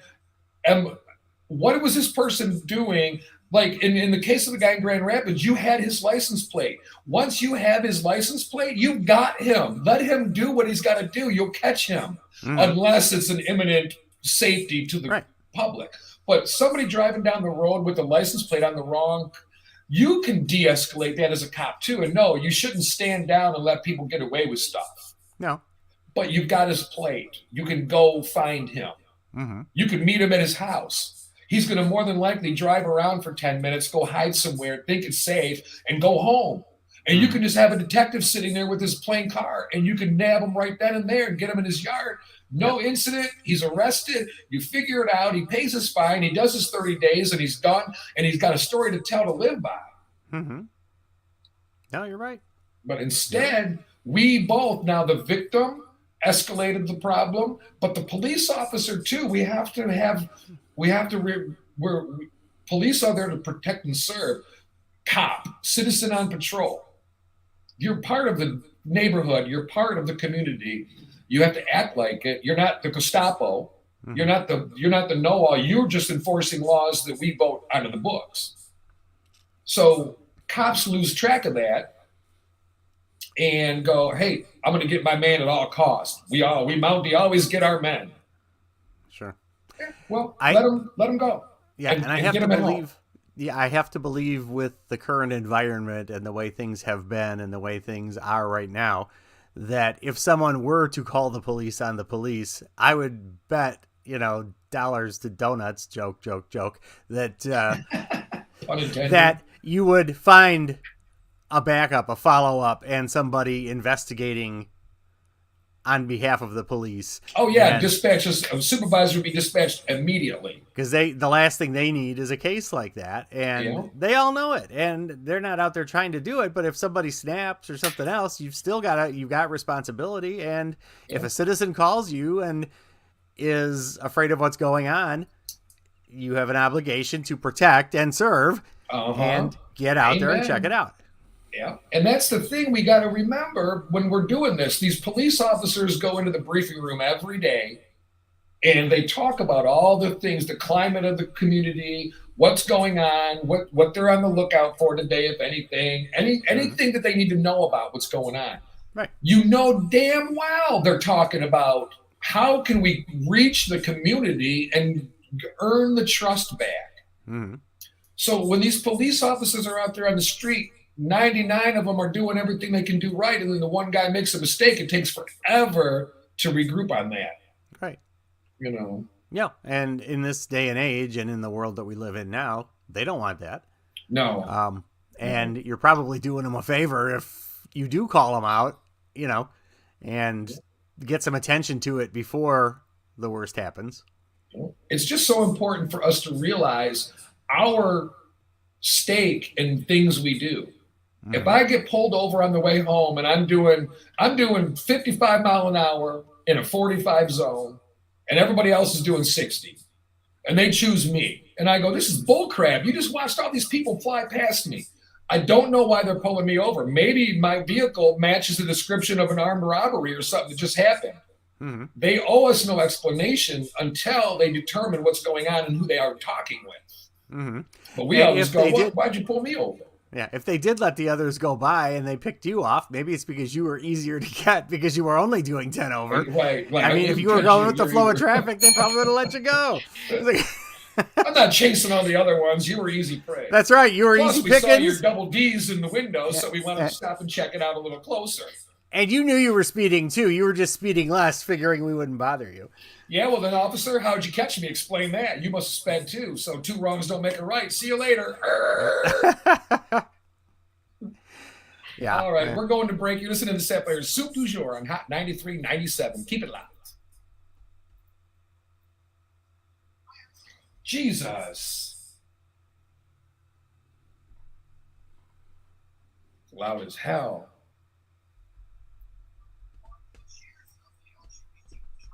Jesus. Got to get our levels level, right? All right, we got 1, 2, 3, 4 songs. We're going to delete that song. We come back at 9:31. All right. Yeah. I'm going Let to me go stay do on my. the broadcast. Well, no, because there's nobody watching at the moment. So, well, there might be, but they're not joined in. Right. At what point, it looks to me like the. 9:31. Okay. It looks to me like the comment box stops at some point in time, like whether it fills up or Not what. I them. don't know. I got nothing. I don't hear you. But the music Okay. playing. I'll talk to you later. No problem.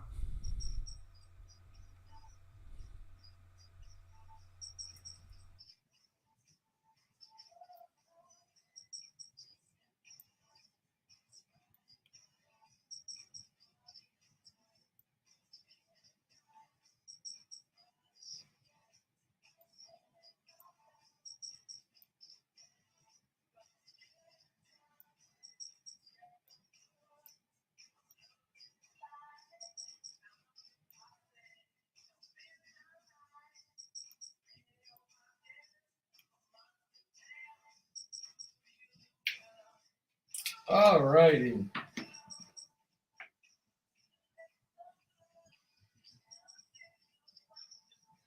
Oh, lordy, lordy. It's Friday, bitches. It's Friday night. Just got paid. Maybe you'll get laid.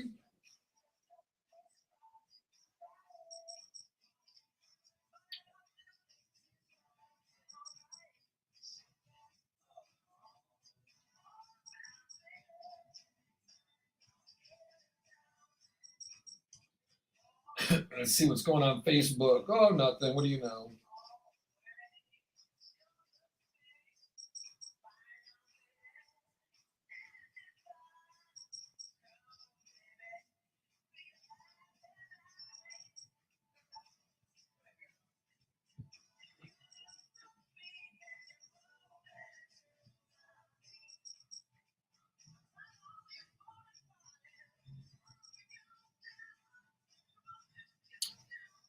Oh, let's see here.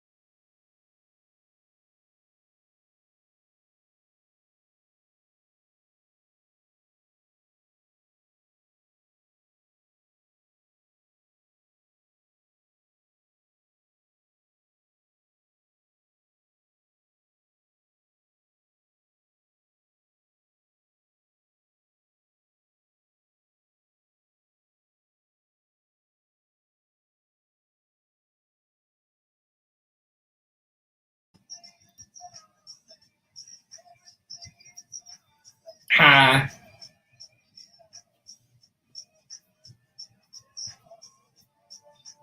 And how do I look?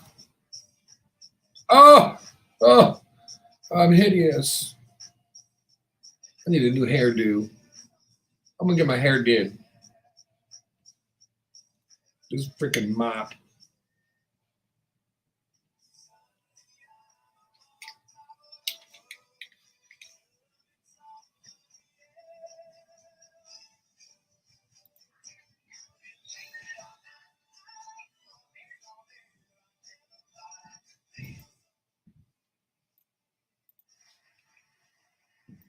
Oh, thank you, thank you. Hold all the applause. Okay, you can clap all you want.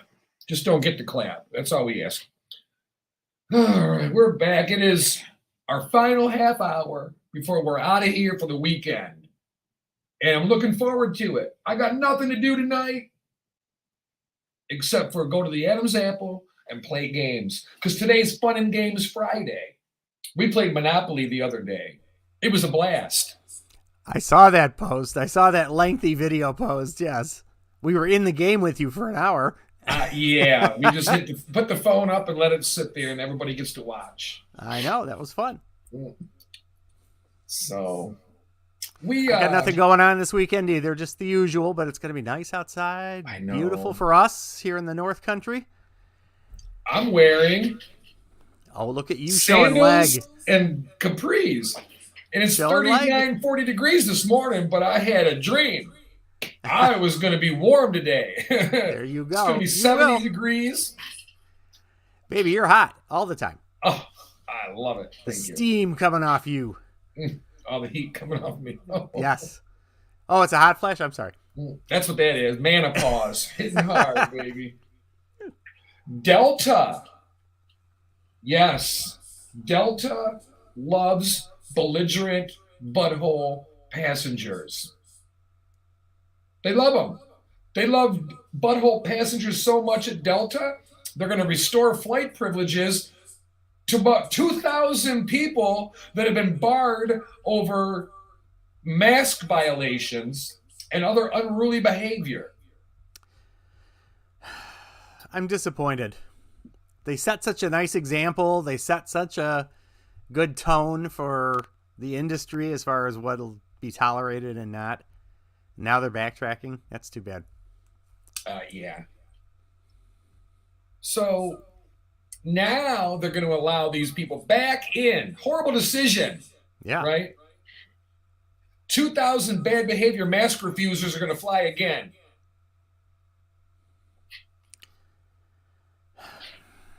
Sorry to hear that.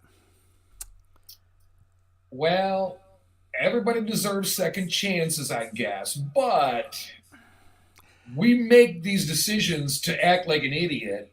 Well, yeah. And then, nobody's saying they can't fly. They just can't fly Delta. That's all. They can pick another airline. They didn't do it on another airline, so your second chance could be with someone else. Mm-hmm. Unless there's a charge. If there's a federal charge, you'll be put on the you're not allowed to fly list. Right. But it was Delta's choice to say who couldn't fly with mask violations on their airline, and that's fine. They have every right to. And that's not saying that those people can't fly. They can go anywhere they want. They're not welcome on Delta, and they won't sell them a ticket. That's all. Mm-hmm. Nothing wrong with that. No. But with all the bad behavior, well, Mike Tyson's in the news for bad behavior on an airplane, but this guy gets arrested, this girl, Cynthia McKnight, a 24-year-old from Sacramento, California, charged with disorderly conduct, harassment, trespassing, and criminal mischief for deploying the plane's emergency slide while on the tarmac at a New York airport. Well, she's a dumbass. Thank you.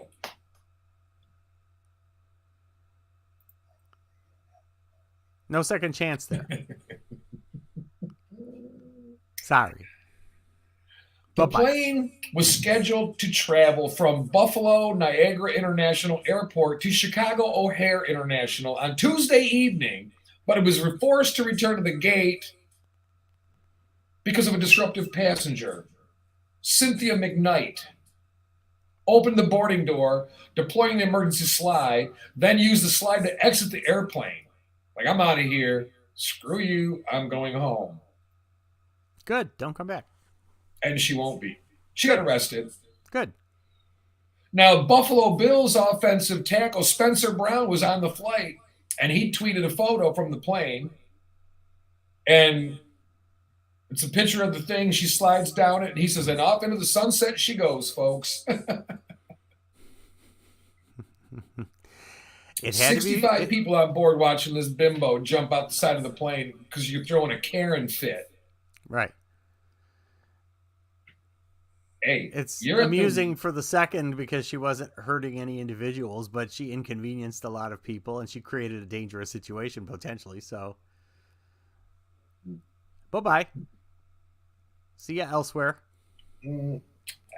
People, and then with Mike Tyson now, why? All right, you know what I'm talking about with Mike Tyson, what he did? I've heard rumblings, but I don't know the story, so go feel free. There was a fan that was sitting there behind him on the plane. They're getting ready to leave. They're on the tarmac. They're not even going anywhere yet. Okay. And the guy's bugging Tyson, and Tyson agrees to take a picture with them. Mm-hmm. Right? Well, then the guy's still standing over him, like with his phone and bugging him.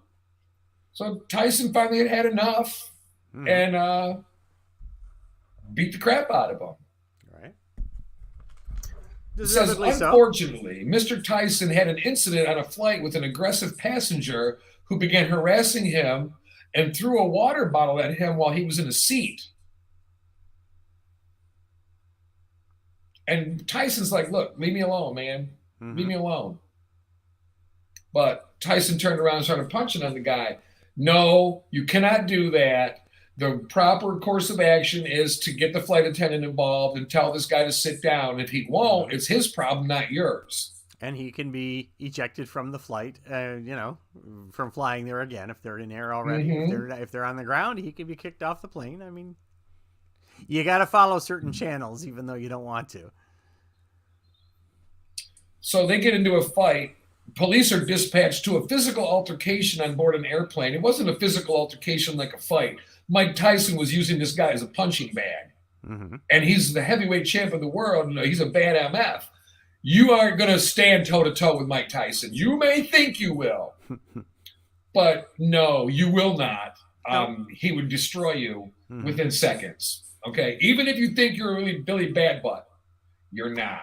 Yeah, nice to have a good solid ego about you, however. Yeah, and the guy's sitting there with a pouty face with blood dripping down his face. You got your butt whipped by Mike Tyson. That's a pretty cool thing because most people that do fight Mike Tyson get their butt whipped. Right. But you got something to brag about now. I got beat up by Tyson on a plane. No, seriously. Yeah, Tyson was in San Francisco at the 420 Hippie Hill event in Golden Gate Park to promote his cannabis brand. Well, we all got to make a living, right? Yeah. I don't suppose he has enough money already, but who am I to say what enough is? So, enough of me, It's just so funny that this does not get reported to the FAA, right? The FAA does not have a report at the time about any unruly passenger incident aboard a JetBlue flight on Wednesday. So in other words, even though it happened, even though it was reported, even though we've got video evidence of it, Mike's a celebrity, we'll look the other way. But if you do it, you're facing federal prison time. Right. It's on video. And I'm not suggesting that we do that, but if another person does the same thing, the precedent has been set. We didn't see nothing. What are you talking about? You didn't see nothing. It's on video, clown. Of course you've seen it. You're choosing not to do anything. Will Smith sitting at home going, ain't that a bitch? I go slap Chris Rock and you take everything from me. He's sitting next to Roseanne throwing quarters against the wall going, hey, I don't know what we did, girl. Well, we pick and choose who we're going to cancel. Yeah. No, that we do. So right. Tyson on the plane, being belligerent, getting in a fight with another belligerent guy. They're both wrong. But Tyson just got to turn around and say, can you get rid of this guy for me? Instead of beating him up. But, hey, play stupid games, win stupid prizes. Mm-hmm. Why would you be harassing Mike Tyson? You know he's a loose cannon. Mm-hmm. You know he can whip your butt. And if you don't know that, you're dangerous. Mm-hmm. You can hit him as hard as you want. And he'll be like, girl, do you know who has hit me? And I stood there. And you think you're going to do something to this guy. Right. Girl, graduating from the school of dumbass. It's okay. Right. 9:41 Eastern.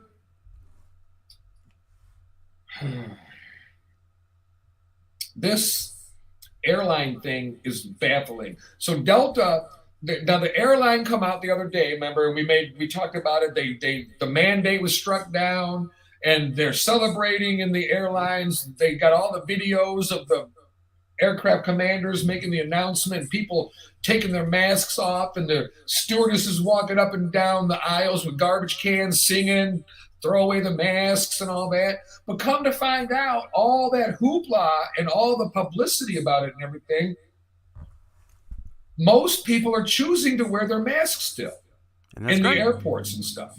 Good. And that's the beautiful thing we're talking about. You don't have to be told to wear it. If you want to wear it, wear it. Mm-hmm. Even if you're the only one in a crowded airplane or a crowded room wearing it, that is still protecting you better than nothing.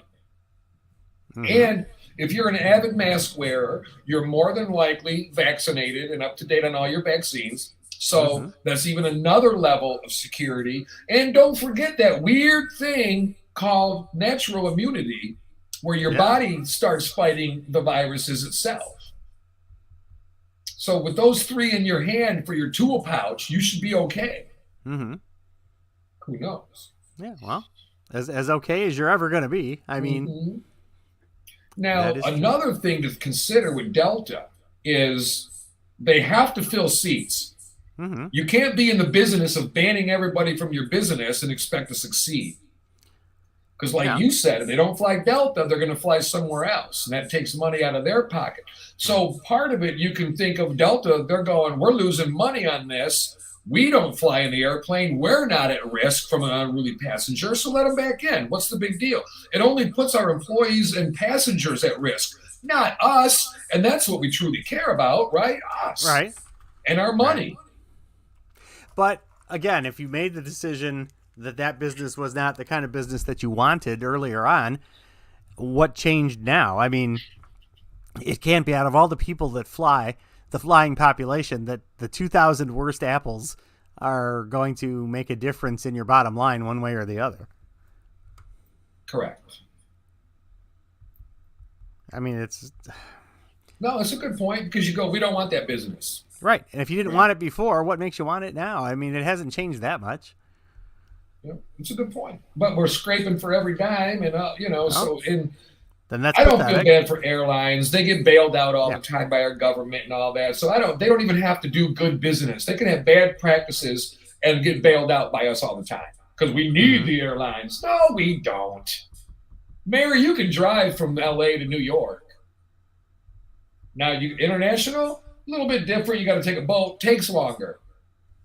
You don't need airplanes. We do not need a lot of the things we think we need.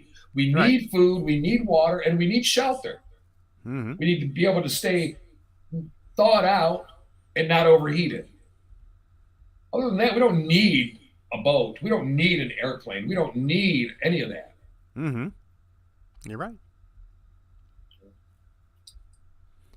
It's disappointing to me, excuse me, that Delta would do that. They made a statement, and then they proceeded to, walk it back, as they say. And disappointing. It is. I mean, as a person who appreciated the move, as a regular Joe citizen flyer who, patronizes their airline, it makes me think twice. I'll still do it. I mean, I haven't run into any of those 2,000 people, but it's the concept that bothers me. All right, 15 minutes left, or a little bit less than 15. Barbecuing. We love to barbecue. Mm-hmm. Grilling and barbecuing are different. I cannot cook brisket. It seems easy enough. You rub this flavoring on it, you do the rub, you put it in there, and you cook it for 13 hours. But there's a trick to it. And I don't know what it is. There's tricks to these things. My favorite thing to cook on the grill, good old-fashioned hamburger. Mm-hmm. I love a hamburger on the grill. But salmon, fish is good on the grill.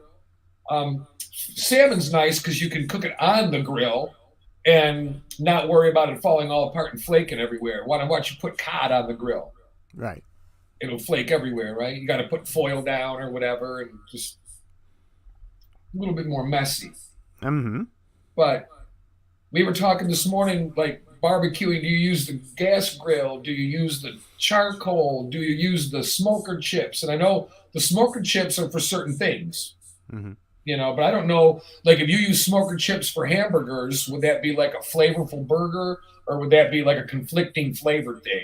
I kind of don't, yeah, I know what you mean. I don't know about that. I haven't used smoker chips. I've used neither. both the charcoal grill and the gas grill. And there's definitely a little bit of a flavor difference.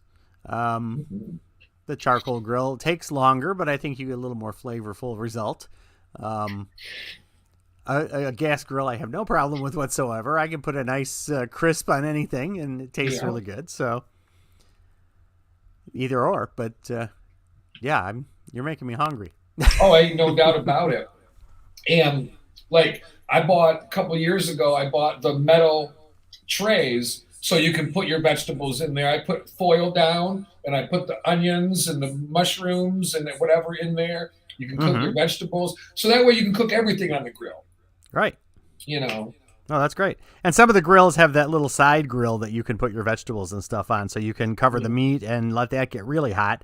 Right. And you can have the open side for the vegetables so they don't get burnt right away, but you still get that barbecue flavor. So that's because you got to know how long to cook everything if you're cooking it on the same grill. Because you go, okay, well, my corn's going to take 40 minutes to cook and the steak's going to take 10. Mm-hmm. Unless you like your steak well done, then we go, why buy steak?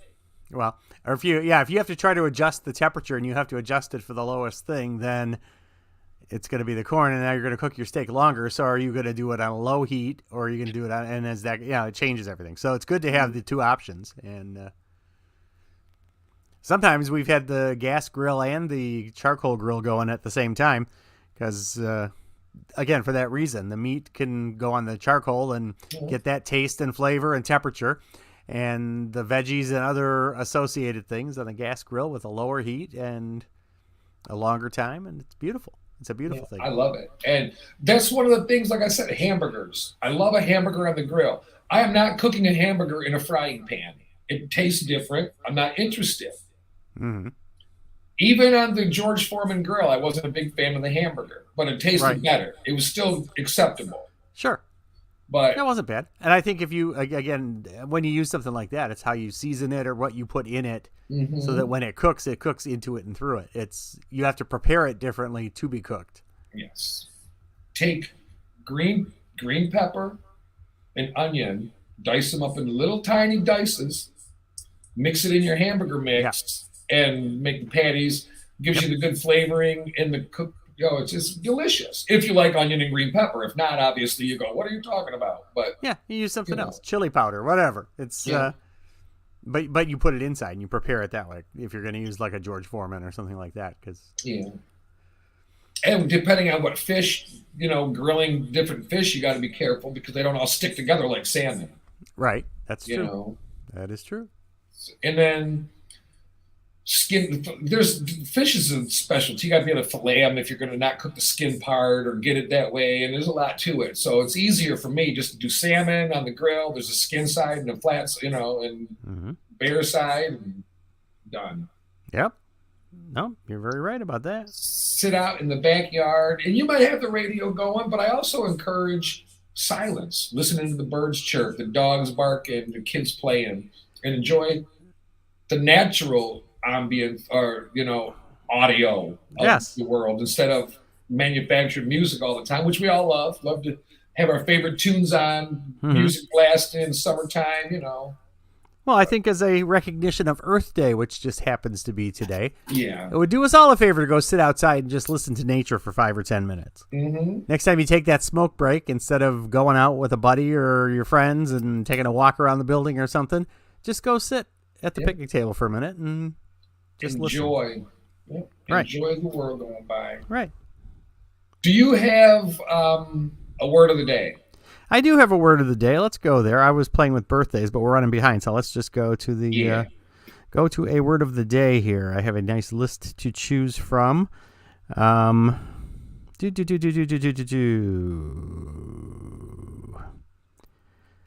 this is gross. Uh-oh, I love that. Diachoretic.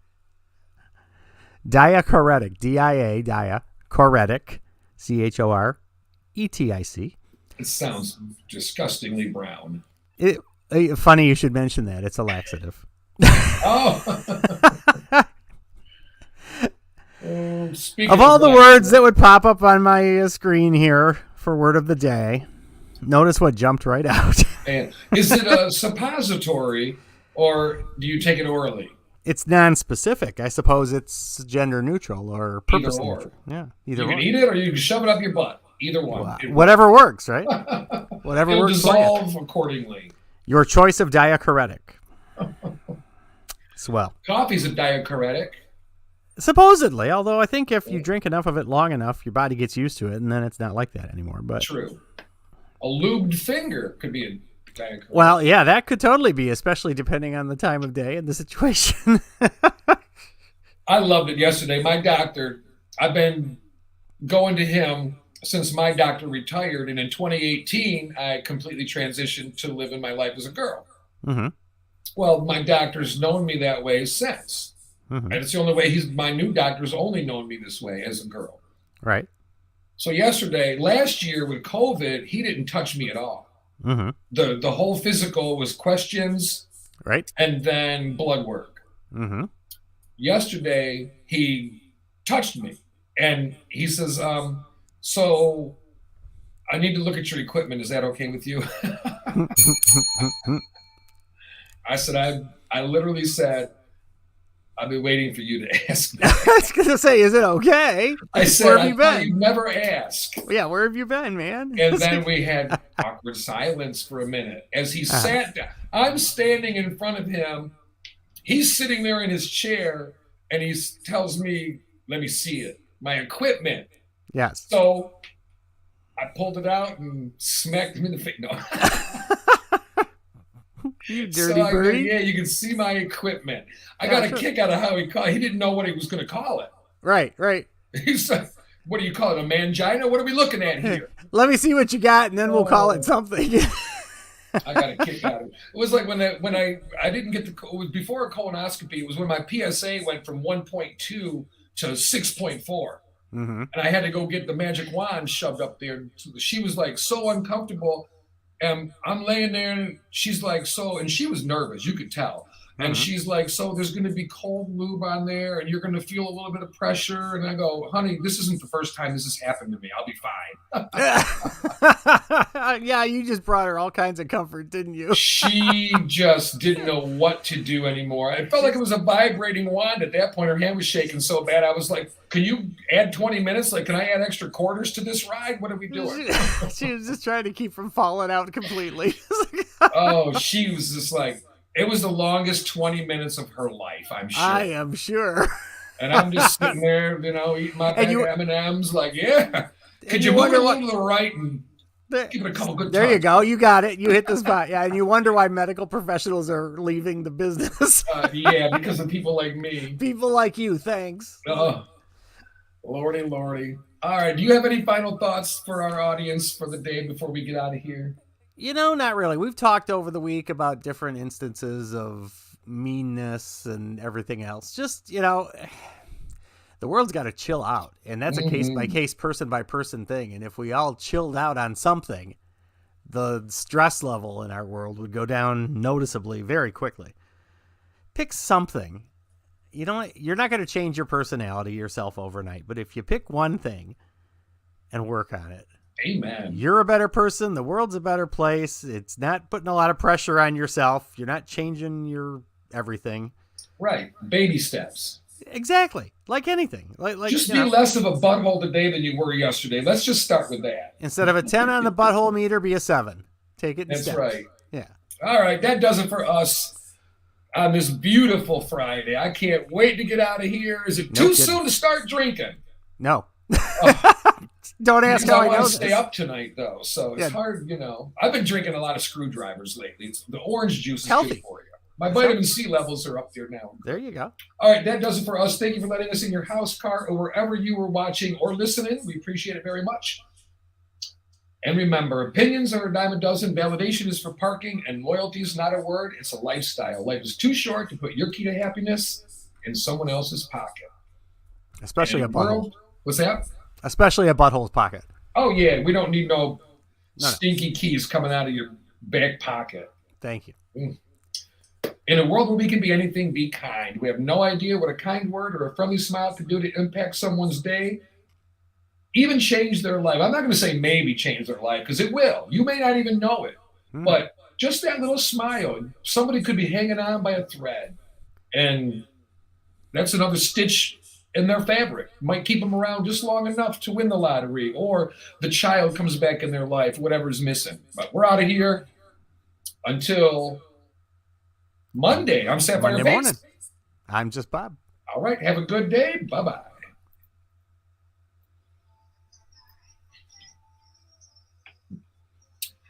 All right. That does it. The broadcast is ending too. So screw you guys. We're going home. Have a good weekend. Have a good day. We'll see you on Monday. Bye.